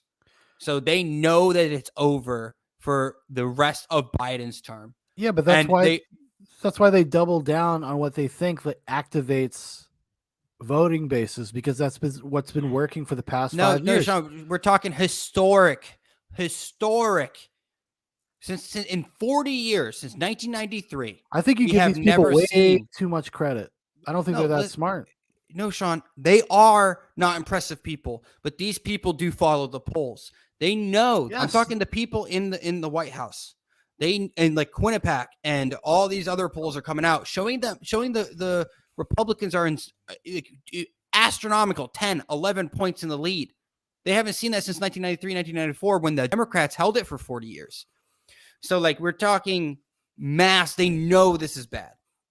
Are these guys brothers? Yeah. Yeah, we're Yes, brothers. we are. I'm the fatter version of Dan.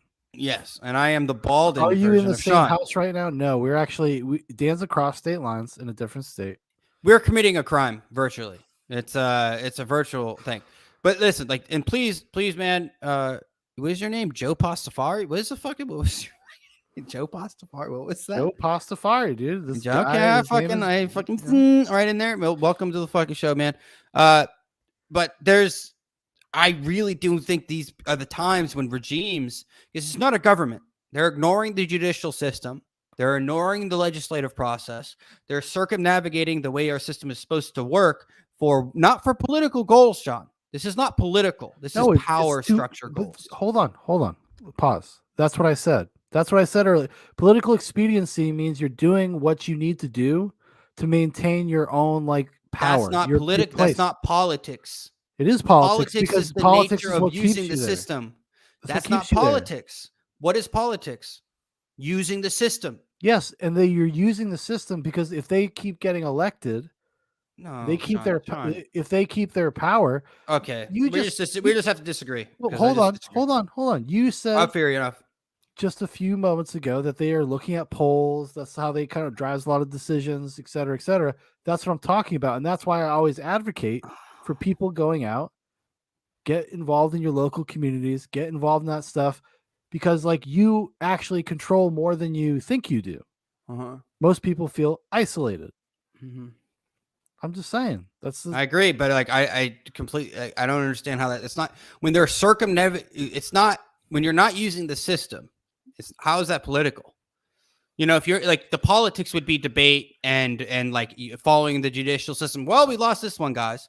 That's not what they're doing. It's ideological. It's beyond political because they know that they are losing.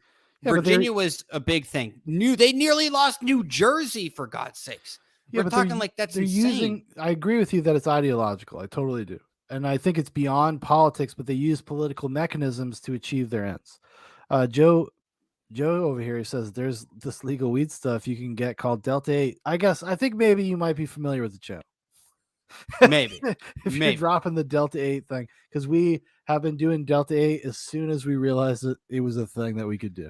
I think it made me too drowsy, I don't know. It just started making me feel funky if I did it too much. So I kind of stopped for a while. I do it maybe once. I do it to help me sleep a couple. I don't even drink anymore, dude. I need to start getting drunk again, I guess. Maybe that's the goal. That's how I fix it, That's how I chase away the demons. You got to drown. Yeah, I guess. I really don't think people realize not the political nature, but the powers that are consolidating within our government. There is no more an executive branch. There's no separation of powers. The federal judicial system, look at January 6th. That's dangerous. Look at the DOJ. They're not supposed to work together. Now, yes, the DOJ is an appointed official, so there may be some political part of it. But they're when Obama targeted the Tea Party because they saw massive movement building, and they started going after them for minimal tax code violations. I know. All this shit. Yeah. We're talking the centralization of all of our forms of government are already in place, and now they have a puppet president that literally is non-existent, that doesn't care, and they don't want Kamala to take over because Kamala can actually think for herself. They do not want somebody that they can't manipulate and control. Yeah, that's why Joe's just along for the ride. They're pushing Buttigieg because he'll just no pun intended, no jokes intended, but he will bend over and take it. No, I don't think. I think Buttigieg is a complete bundle of sticks. We all know what he is, and he takes it, and it is what it is. Does that make him really good at building bridges? Maybe infrastructure going well. I don't know. I don't know, man. I don't know. Our can't get shit in our fucking country gone. But at the end of the day, this is the centralized power always only works out for a very small percentage of people. It's usually the people running it. So until we figure out that destroying some of the parts of the system might be necessary for the survival of a free and fair state.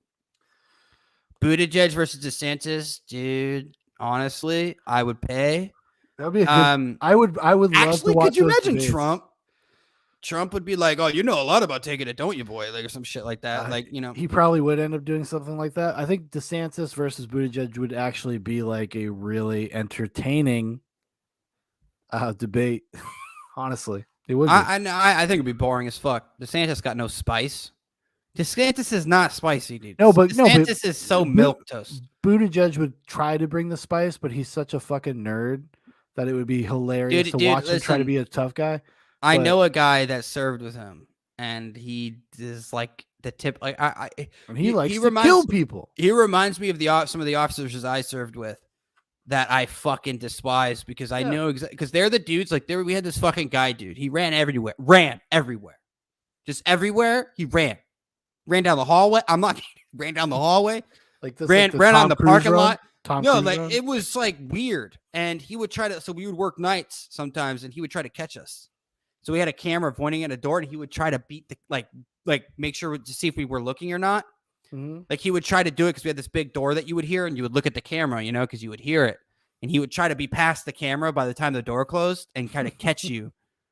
Like, oh my god, like you know, because fucking I don't know, it's like 3 a.m. and he would just do like monster, like you're an asshole, okay, like you're just fucking like we really, you know what I mean? You're just being a jerk at that point. But that's the way Buttigieg kind of gives those fucking goody two shoes vibe, like a real like brown noser, shit heel, fucking bootlicking piece of shit. Like I used to fucking but that's what hate those dudes, man. That's what we're saying about like him being more preferential to the power structure than Kamala. I mean, Kamala obviously, in terms of her principles or values, are completely antithetical, I think, to ours. But she would still want to do the things she would want to do things her way because she's that type of person. I think that's why it could be worse. It could be, I don't know. I mean, it would be worse. I think it would be really bad. I think it's worse when you know that Biden is not there. Dude, we literally do not have a president. The 25th Amendment should have been fucking set a long time ago. Didn't you see the video of him driving the electric Humvee? Dude, it was sick. Do you remember the first time he did it? There was another guy driving. Like they caught like another the arm of another guy on a wheel. Yeah, but there's in case of an emergency, I'm sure that's why I think there's some optical illusion stuff. Like they were talking about that thing when he was signing the infrastructure bill, and they were trying to say and then the CGI hand, whatever. Biden. It's really just an optical illusion when you really pay attention to it. Would it shock you though? No, it wouldn't shock me, but these fucking people are crazy. Dude, but they legitimately think, you know, they literally think that this is going to be their time. And these people are looking at it as an opportunity to not, like, people think, you know, like, what is it? Like every generation is killed by the ideals that they hold or something. I can't remember what it was, but those are where the crimes are hidden in people's ideals, where they say, well, we want a more equitable country. Like, did you see in Texas, you know, they have literally we're denying white people monoclonal antibody infusions because of equity. Yeah. It's crazy. And if you had a black guy, same age, white guy, same age, health, they would deny the white guy. That is crazy shit. Well, yeah, but that's not new. I mean, it's new medicine. It's new. That's why that's why you would never want centralized healthcare. Like you would never want to socialize medicine because you don't want just turn it on and off for certain people. I agree. It's exactly. not a good idea. Yeah, you don't want a centralized anything. You just don't, kids. Just not a good thing. What did that guy say? He said something. Yeah, put it up. The Dems have backed themselves so deep into a corner that Mayor Pete is by far their best option for 2024. LOL. Actually, I agree with that. I don't know. There's nobody that has a profile right now. Now that could change. We still have like 3 years. They have to have a moderate, like Tulsi would be the best decision for the Democrat Party if they wanted to return it back onto track. No, but that would be the best. They Michelle Obama is still on the docket. Don't sleep on her. She's Yeah, She's, Michelle like, Obama's real. definitely a thing, but they want like a team player. That's what they want. And I bet Michelle's pretty pissed because Maybe Kamala kind of Oprah? took that fucking first vice. She's technically the first female president ever. Well, first female Powers, to ever have with the powers. presidential powers. Yeah, which was because Biden. I guess they scheduled a routine colonoscopy for the day of their big. Hey, vote. I've had a colonoscopy. Sometimes you got to do what you got to do. You know, I'll tell you what. Feels real good. Hey, if you've ever had, if your butthole ever starts bleeding, listen, you go to the hospital. I'm not a doctor. I'm not giving you any medical advice, but I would recommend going to the hospital. If you like to be hard and eat glass, I suggest you go to the hospital. I guess so. I mean, do we want to keep watching more crazy videos? Crazy videos. I mean, there's another we can watch. They're all MSNBC. I don't even. Dude, it's just like, well, how many times are these people gonna say the same fucking thing, Sean? Dude, you got to. It can't be entertaining to just watch the same video said by a different person. You know what I mean? Like, these fucking people are trash people. We could watch that Curtis Yarvin video I was talking about. You want to watch that? Yeah, we can watch that. Here, I'll send it to you again. AKA Mencius Molebug. Listen, I don't agree with him on a lot of things, but he's right on some things. No, he's obviously a very bright guy. It's not like I agree with you. I'm not like an acolyte. I like him. I like who he is. His personality is like pretty attractive. Like, but he's real. He is who he is, and it's kind of like what I respect about him, I guess. See, like I knew about him before I knew his name was Curtis Yarvin. I knew about him as Mencius Molebug, like back. Yeah, online 12 or something like that. He's the one that created the red pill, the terminology. Yes, he did, and I've actually been like I forgot about it, but I got an email the other day. I was like, I've been subscribed to his newsletter. He's a monarchist, isn't he? Yeah, I believe so. Or he something. In monarchy. I don't. You know, I'm not gonna say, but he's way more authoritarian in a sense.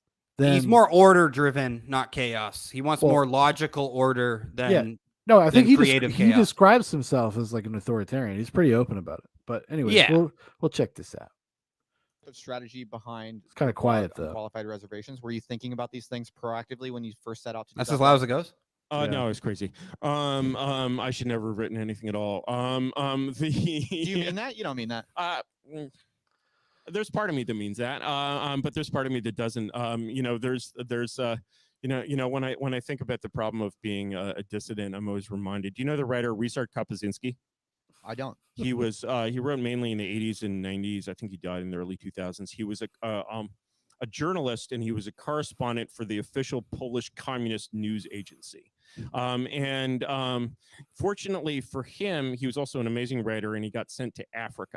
So Africa is kind of relatively tangentially related to Polish communism. So he could not really exactly write whatever he wanted, but he could write stuff that was actually worthwhile content. There's some controversy over whether there's any actual truth in his books or whether they're just wholly made up. But even if they're wholly made up, they're pretty good. And so he wrote one book called The Emperor, which is about Ethiopia. And so he went to Ethiopia, and everyone here has heard of Haile Selassie, right? You know, like from Bob Marley songs or something. So Haile Selassie was this emperor of Ethiopia, and he was kind of a nutcase. He had pet lions. He used to feed dissidents to the lions. It was a little weird.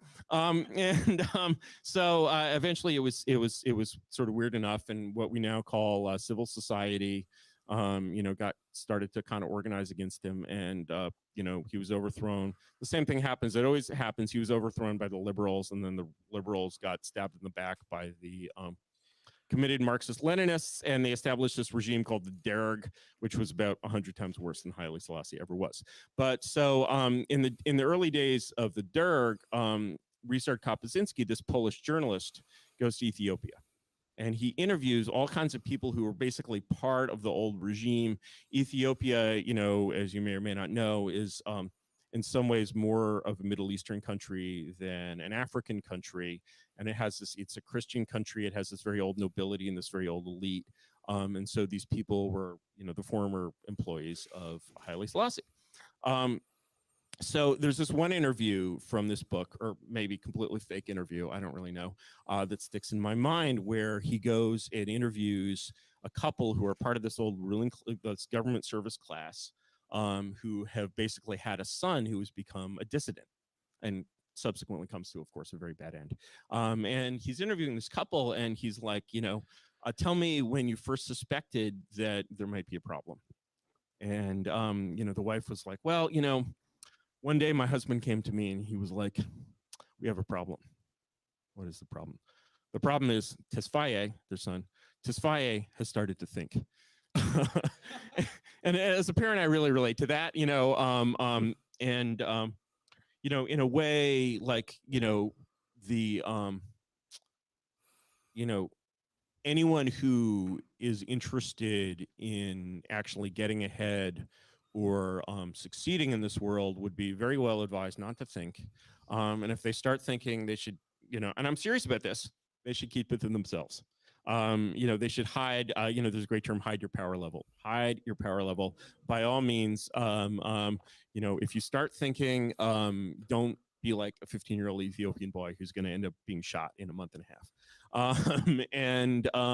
So, that's, I think, certainly, is a valid perspective. On the other hand, what was this line of Shaw? A reasonable person adapts himself to society. An unreasonable person insists on adapting the world to himself. Therefore, all progress depends on unreasonable people. And what about people who are cursed with this drive or this necessity to think? Yep. Well, move your. Oh, now am I not stopping enough? No, move your face away from the fight. He's here. Oh, I'm sorry. That's my bad. Nah, I was just letting you know. That's my bad. Like, sit back a little bit. I'm not used to StreamYard. I'm not used to StreamYard, so I don't know like the temperament of the mic. Because like I know OBS and I know like where I am and what that stuff sounds like. But yeah, thank you. no, I was just letting you know because I just hear your whistling nose like an old man. I do got that septum thing. And I had to because if I can hear it, there's a good chance. Oh, they love it though. They love it. Yeah, fight the odds. There's a great line. There's another writer I really adore, which is the writer Freda Utley. So she was writing in the 30s and 40s, and she was a communist. She was a communist in the 30s. In the 30s, basically anyone who was smart or cool was a communist. The list of smart, cool people who were not communists is an interesting list. Otherwise, they were communist. So Utley was a communist, and she was so committed to the cause that she went and married a Russian, a bright young Russian guy who was, part of the revolution, and actually moves to Russia with him. She moves to Russia with him, and then in the mid 30s, then shit goes bad. He disappears into the gulag. She never hears from him again, and she has like a baby son. So she comes back to the U.S. and she has all these chic friends. Right, because communism has always been this very, very chic movement. And she's like, friends, help me. Like, because the Soviet Union really cares about its friends abroad. Sorry. And, of course, her friends are just like, do I know you? Do I know this person? Who is this anti-Soviet person who's knocking on my door? They're like, fuck you. And so, of course, she gets nowhere with this, right? Sorry. And, she goes and talks to her friend, Edith Hamilton. Edith Hamilton, the great writer on mythology, great 30s writer. She talks to Edith Hamilton, and she's like, why are all my friends, like, stabbing me in the back? And Edith Hamilton is like, well, you really shouldn't expect the material rewards of success to come along with the spiritual rewards of telling the truth. You shouldn't expect that. And I think that's true today. And you've experienced that, right, Justin? I'll let you talk for a second. That's some fucking truth bomb. But that's what I talk about when I talk about your principles. Like, you cannot expect reward for doing the right thing. And But that's the thing, is like, you have to be willing to sacrifice a pound of flesh. Like, you have to be willing to give up something greater than yourself, which is, when people say, I've lost friends for my beliefs, like, and saying things that maybe, when you and I have quarreled over it and argued and this, that, or the other. And I'm never going to claim I'm right. And, when he brought up the communist thing, in the fashion of it, you know, the chicness. Yeah, I wanted to talk about that because that's what it is. It's chic. It's trendy when it doesn't affect you. It's an abstraction. It's it's like people that support like drone striking the Middle East back to the Stone Age. It's an abstraction. They don't think about the reality. They don't think about how it affects people. They don't think about any of that stuff. It's just like cool and trendy. And this is what people like me do. I'm educated. I'm part of the team. That's how people view all of this stuff. Well, but the thing is that it's just human nature. It's human nature. Well, the romantic, you know, that's why I said the greatest crimes are usually hidden in within people's ideals, right? Like the communist, you know, that the New York Times won the Pulitzer Prize for, the guy over there that they've never rebuked. He was covering for the crimes of Soviet Union because he believed in the ideal. Exactly. Saying we need to make a sacrifice. So, you know, when I say, you know, it's the danger of ideologues, like making things equitable, like present discrimination to fix past discrimination. It's a crime. Like it's a crime, right? Discrimination is criminal from a governmental perspective. Yeah. Like from the government is not supposed to discriminate. That is the whole point of the founding fathers and our rights. We have those negative rights. We're supposed to reinforce that the government is basically not supposed to be able to do these things against us. So when it can presently discriminates for past discrimination, and this is where, you know, I had to, Yarvin is, honestly, he's a really empathetic, he's an empath, like he really feels, and like, you know, he lost his wife recently. There's go watch listen to the last Malice episode. It's heartbreaking. It's fucking heartbreaking because he's got a little kid. I mean, didn't his wife die of cancer? I believe so. I believe it was not a quick death. No, it was like over like I think it happened over like 5 years. 2 or 3 years of like basically watching his wife waste away. Torture, absolute torture. No, he's an interesting guy, and I'm glad that like people like Malice and a few other people have kind of brought him out of the anonymous internet world, because that's kind of what he was. When I found him, he was Mencius Moldbug. Like that's, but that's also kind of destroyed his life in some ways. And he talks about that. Did you not just listen to his last 6.5 minutes? No, I understand the hiding your power level thing. Yeah, I understand, but I think he has like a tribe of people that basically support him and support love him. Yeah, absolutely. It's probably not. And he works for a corporation. He has a corporate job. I think it's a think tank type of job. Yes.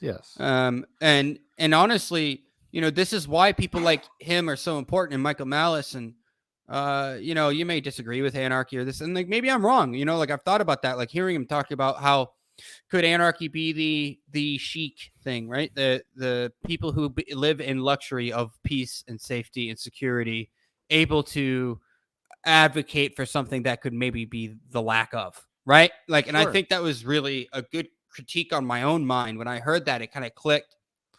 But I think the advocation for anarchy in the sense of volunteerism, non-aggression, and implementing that as a cultural thing is more of the idea. And because even Michael Malice would be the first one to say that, like, he's really happy what happened with the system today. It was like a good day. You know, he was the first one to say, you know, somewhat of a joke. He goes, he's like, an anarchy is when you have 100 Kyles, and and then, you know, he's trolling a little bit. Yeah. You know, like, but there is that sentiment that what is anarchy? The absence of is government. And having a Kyle out there protecting the community was more important than government that night. And that is really the true message of this anarchy moment, was that Kyle and a group of individuals that had respect for life and property and the pursuit of happiness, like basically our founding values as a cultural nation, and said that we're going to stand up to the fucking mob. We're not going to let them destroy our community when the state failed. And that is what anarchy would be. Localized people coming up in a sense. I mean, not in the literal, you know, all over, but in that moment, that was anarchy. It's a microcosm of a larger idea. And I think Yarvin, you know, I like listening to Yarvin. He has a voice that I like listening to. His brain works like my brain. Like he just kind of just pops. So you can't interrupt him or it just fucking falls apart. You know, like, and that is because Michael does that to him sometimes, and he's like, "Where the fuck was I?" And I'm like, "I reconnect with you, bro. I understand that." But it's awesome. It's fucking awesome. But like people like them, we have the luxury to listen to these types of people that are just really, because communist is old news. It's fucking gay. Who gives a shit about that? Socialism is old news. It's fucking stupid. It's for weak-willed people. People that are demanding order. Okay, because these people are not they're demanding a restructuring of our order, which is different. You know, I think that's chaos. It's gonna, that in a sense. So like that's where having these ideas out there where we can at least explore them in a legitimate way, I think is going to be benefit of everybody. And anarchy has been on the rise. It's becoming way more popular because of people like Malice, because of people like Yarvin. I think Yarvin is a monarchist. Well, a monarchist a little bit. Yeah, I think. Well, he's a little bit of a monarchist. He will totally. Say he brought forth the Bronze Age people. Yeah, he's right? like, he says he's authoritarian. Like he doesn't even mix words about it. I've listened to a lot of Curtis Yarvin. Yeah, but what is the authoritarian? He's not talking about like rounding people up and killing them. Well, no, he's talking about people that are strong-willed, that will drop a boot and do what is right. Like, and that's very reductive. And I would suggest whether you it's agree, more nuanced than that. It's way more. That's very pedantic, reductive version of that. But I would say to people, you should go explore different ideas, because Curtis Yarvin is not mainstream, even though he's kind of come out of the shadows in the past few years.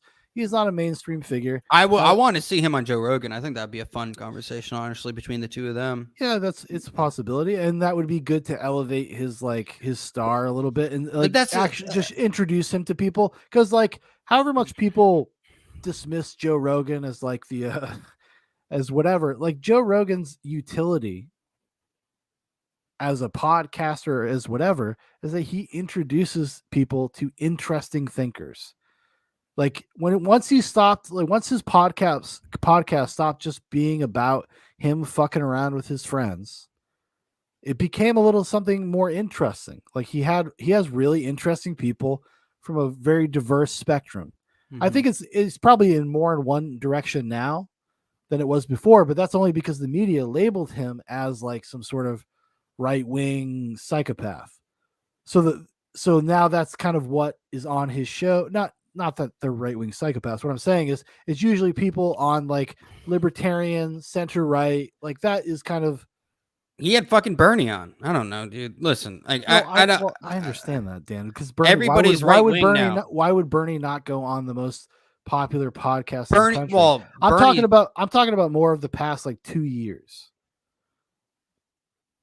I mean, he's had pretty left-wing people on, hasn't he?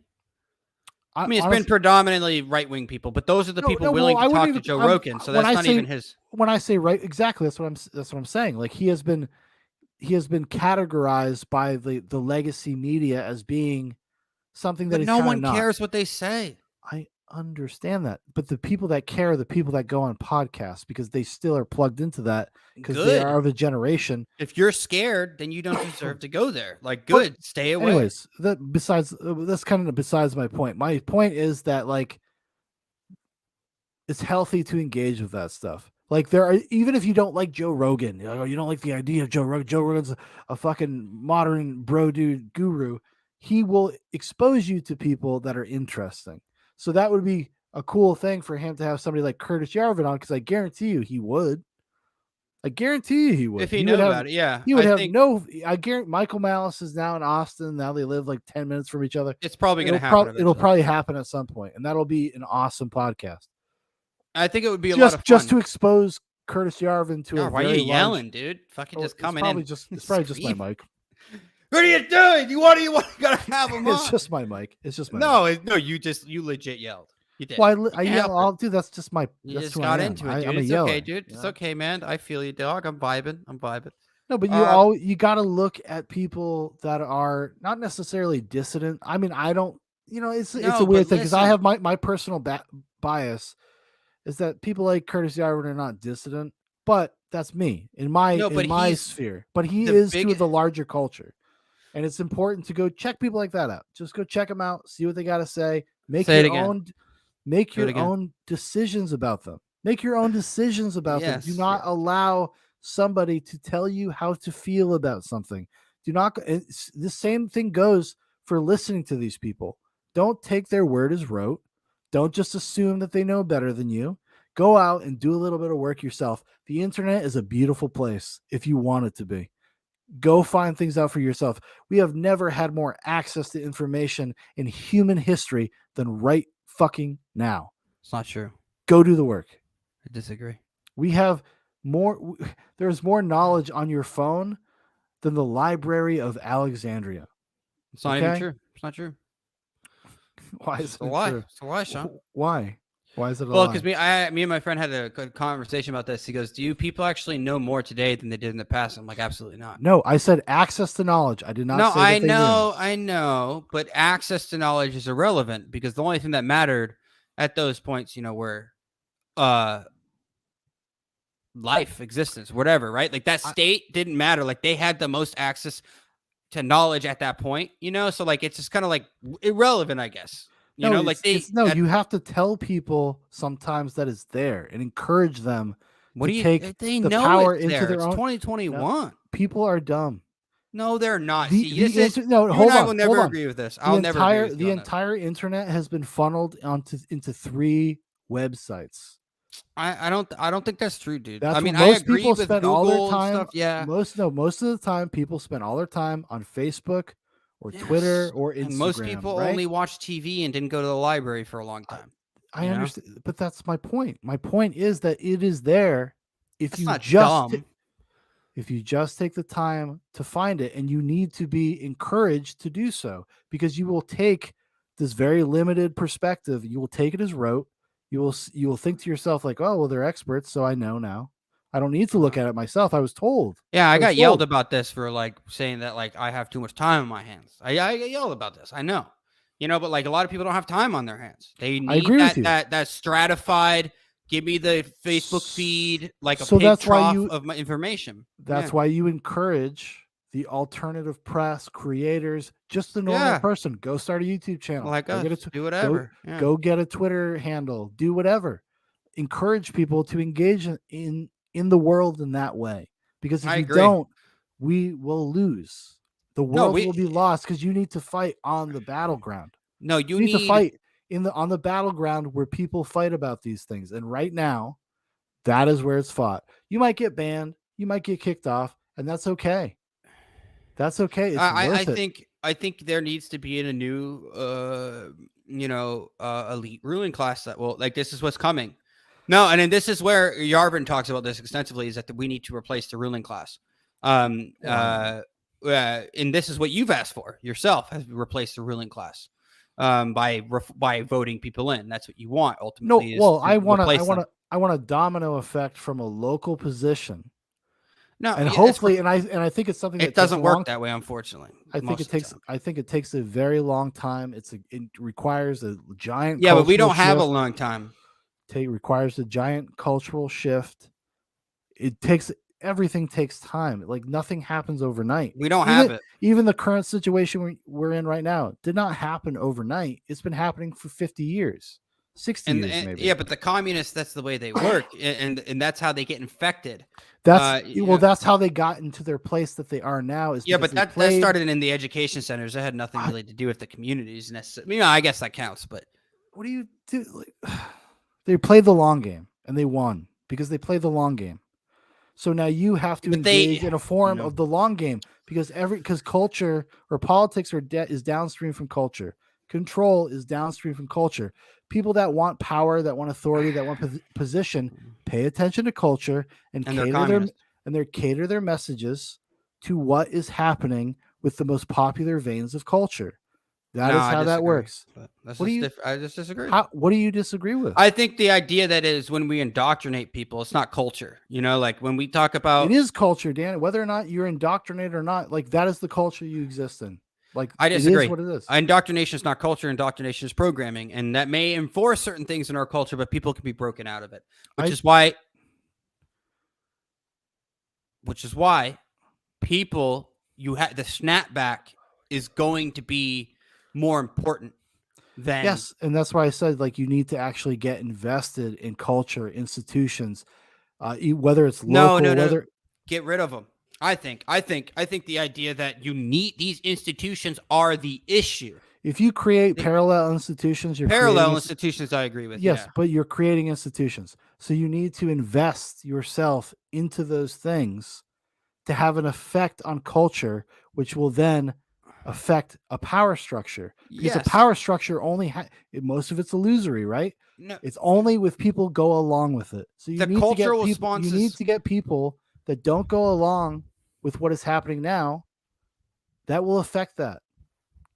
Politics downstream from culture, right? Do you Yeah, agree that's with that? Breitbart. I know, but I don't know. But if that's, do you agree with the sentiment? I don't know if I do. I Okay. can't honestly say I've thought about it enough. I don't think it's fair because politics feels like it's controlling culture. It's different, you know. It To me, tries it's like to. It like it's not. it capitalizes on culture. It does not control it. Maybe, you know, and there's a lot. I think it's a dance. I think it kind of goes hand in hand. Like, you know, 9/11 was not culture enforced. You know, fear mongering from the press, lockdowns. This stuff was not culture. It was accepted by, and this is the way, you know, the communists did their snapback color revolutions. When it was very long times of this, and this is what I'm saying. It's either you have a counter snapback, immediate response from free-minded people. In the culture, we don't have time. Yeah, there is no time left. Well, I mean, I guess I don't know relatively. I what would say that 5 would years. look We have like. about 5 years. And maybe in 5 years, like you could, but it requires investment. It requires personal investment in the world that you live in. Yes, I agree. Or apathy is the enemy of progress. It's the enemy of change. It's the enemy of everything. So when you live in a culture that encourages apathy, you have to break out of that. Yes, you do to actually change anything. I agree. I just said yes. I'm not. I'm just speaking rhetorically, but I'm just saying. I don't think that I don't think we are in. I don't think the door is shut just yet. I think it will be shut at some point, maybe 5, 10 years, maybe 20 years. A lot of things. There's a lot of erosion happening right now, and I agree with you that I think there's a desperation for those that are in control because they're out of touch. They don't know how to get back in touch. But you also have to guard against like the new era. The new era is crazier than the one that's there. Do you think like people I mean, I guess people call them like the squad, right? Just for an example, they won't just survive. For the sake of conversation, people like that, they won't survive. That's the future of government. And won't survive. Hopefully not. It won't survive. Hopefully, they do a lot of destructive things to their own communities. Yeah, let them do it. Let their communities die and shrivel into nothing, and then the people who survive will deserve to live among. Yeah, I'm not. You got to be. I mean, that's a nice thing to say, but you got to be like, what is the practical solution? Like, how do you get there? How do you build towards that? And what do you do to reinforce those things? It all has to come from communities caring again. No, I don't think. I think it's about building our own, leaving them to their own demise. Let those cities fall apart, and then we open arms as like an immigrant thing. Like immigrants come here, we'll take your weak, we'll take your poor. Come, we will help build you. You get fired from your job. Yeah, but that's already let those places fall into authoritarian, like crazy places, and that is happening. And that's my exact point. We may disagree, so I say let it happen. Let those places die. And then we'll come up and clean up after, and then we'll be fine. I think that the idea that the city model is not good. It's not going to continue to be good. It won't work. We're going to evolve past that into more of cities probably won't be more than like 1 million people eventually. That will be like the largest city in the United States. People, and then all the bigger ones will be like touristy spots, most likely like something like that. Like that's eventually what we need to get to. Less cities. And people being spread out probably a little bit more. Just be healthy for everyone in society. It would be I think it'd be healthier. I agree. But they, the idea that communism can be defeated by a system that has already been taken over, or like this communist, these people that have already taken over the system, whether or not you want to think they have or haven't. And there's ideological disagreements within the system for sure. But they won't let go. And what's going to happen, my prediction is 2025, whatever the Republican president is, they're going to do it exactly again. They're going to railroad them, investigate them, political show theater. And the right's only response will have to be authoritarian to the left. And then our system will shatter when the next president comes in. And that's the possibility. But I think the only way to even destroy the system, say if that's your goal, you got to have somebody inside to do it. No, I think the system needs to implode so we can do something different. You need insiders to get it done, because it's like Stalin. And that's what. Yeah. Well, just like Stalin, just like anybody, I suppose. But like that's what you need, and that requires some work before you can get to that end. I don't know, dude. I don't know. Like we'll just have to see, I guess. You can't you can't just snap your fingers and make it so. No, but the thing is, it's going to be a snapback.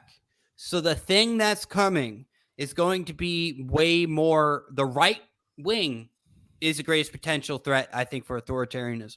Yes, but don't sleep on it. By what measure? I mean, the left wing is just as authoritarian, just in a different direction. That's why I say destroy the system. I understand that, Fuck but to actually affect that, to actually achieve that, you're gonna have to do something culturally. Anyways, so let's end the stream with watching Kyle one last time, full on. Let's watch this kid get these 5 not guilties. Let's feel good. Let's fucking do it. Let's do it, boys. Let's do it. Papers shuffling. Defendant will rise, face the jury, and hearken to its This verdicts. is an awful version. State of Wisconsin versus Kyle Rittenhouse. As to the first count of the information, Joseph Rosenbaum. We, the jury, find the defendant Kyle H. Rittenhouse not guilty. As to the second count of the information, Richard McGinnis. We, the jury, find the defendant Kyle H. Rittenhouse not guilty. As to the third count of the information, unknown male. We, the jury, find the defendant Kyle H. Rittenhouse not guilty. As to the fourth count of the information, Anthony Huber. We, the jury, find the defendant Kyle H. Rittenhouse not guilty. As to the fifth count of the information, Gage Grosskreutz. We, the jury, find the defendant Kyle H. Rittenhouse not guilty. Members of the jury, are these your unanimous verdicts? Is there anyone who does not agree with the verdicts as read? Would you wish the jury polled? Yeah. Okay. Okay, folks, your job is done, and we started just about 3 weeks ago, and I told you it could last 2 weeks and 2 days. This is 2 weeks. This is 3 weeks. You were a wonderful jury to work with. You were punctual. You were attentive. And the forgotten six over here had a very difficult job of keeping from discussing the case during the time that they were sequestered as well. All of you, I couldn't have asked for a better jury to work with. And it has truly been my pleasure. I think, without commenting on your the verdicts themselves, just in terms of your the attentiveness and the cooperation that you gave to us, justifies the confidence that the founders of our country placed in you. So I dismiss you at this time. You're never under any obligation to discuss any aspect of this case with anyone. You're welcome to do so as little or as much as you want. The media have requested, a number of media sources have requested the ability to talk to you, and they have been allowed to present presentations to you that you'll get in writing, and it's entirely up to you whether you want to contact them. They are not to contact you. If anyone does contact you and just tell them you're not interested in discussing it, if that's the case, and if anyone persists in doing so, report that to us and it will be addressed, I assure you. At the beginning of the trial, there was some concern about information and your I didn't share a safety. VC's crime. And I Yeah, assure know. you I that didn't we will see- take I've never every seen that angle measure before. to ensure that is your concerns are addressed and respected. He's got a brewer's box. That's it. That's it. Those charges don't count. We got to do it again. Got to do it again. Got to do it yeah. again. But it's a beautiful thing to see. And what you didn't see in that video is that they literally have to usher Kyle out the back because it's so dangerous for him because that's the world. Well, we fucking live in. obviously, I think that he should have went out there. I Loud still and wish proud. they would have thrown the AR-15 out of the Tiger. I still think that would have been sick. But you know what? Only can win so much. But no riots. It's too damn cold. They're fair weather rioters, obviously. Yeah, the summer of love is not the winter of love, apparently, in 2021. I'm going to tell you right now, it's probably a good idea because it would suck. It would be, they would probably have to start burning down buildings to stay alive. And I'm going to tell you right now, and there's a truth that has come from the mainstream media. Rioters, looters, you're put on fucking notice. That's all I'm going to say. You're putting on fucking notice. Americans are willing to stand up for their communities. That is the message that should be received. That you do not come to our fucking towns and terrorize us. You want to go do that in the cities? Whatever. But you come to small town America, we will buck back. Well, I think it's just this is a win for your basic rights. Your basic right to self-defense. Unfortunately, that's the system we have right now. That's the way I'll it is. tell you right now, dude. And If people a come win. and do that shit here, it'll be over. It's just a win for that. It's just a win for that basic. Everybody understands principle because this was a show trial. It was politically motivated. It was malicious. No prosecutor worth their salt would have brought this case to trial. Yeah, that's why I think they should have a gallows outside of every courthouse for that exact reason. Okay. That should be the threat On that that hangs note- over their head. On that note, everybody, we'll see you guys next time. Thank you so much for hanging out with us. And thanks for subscribing. Make sure to hit the like button, hit that notification bell, and we'll see you guys next time. Good night.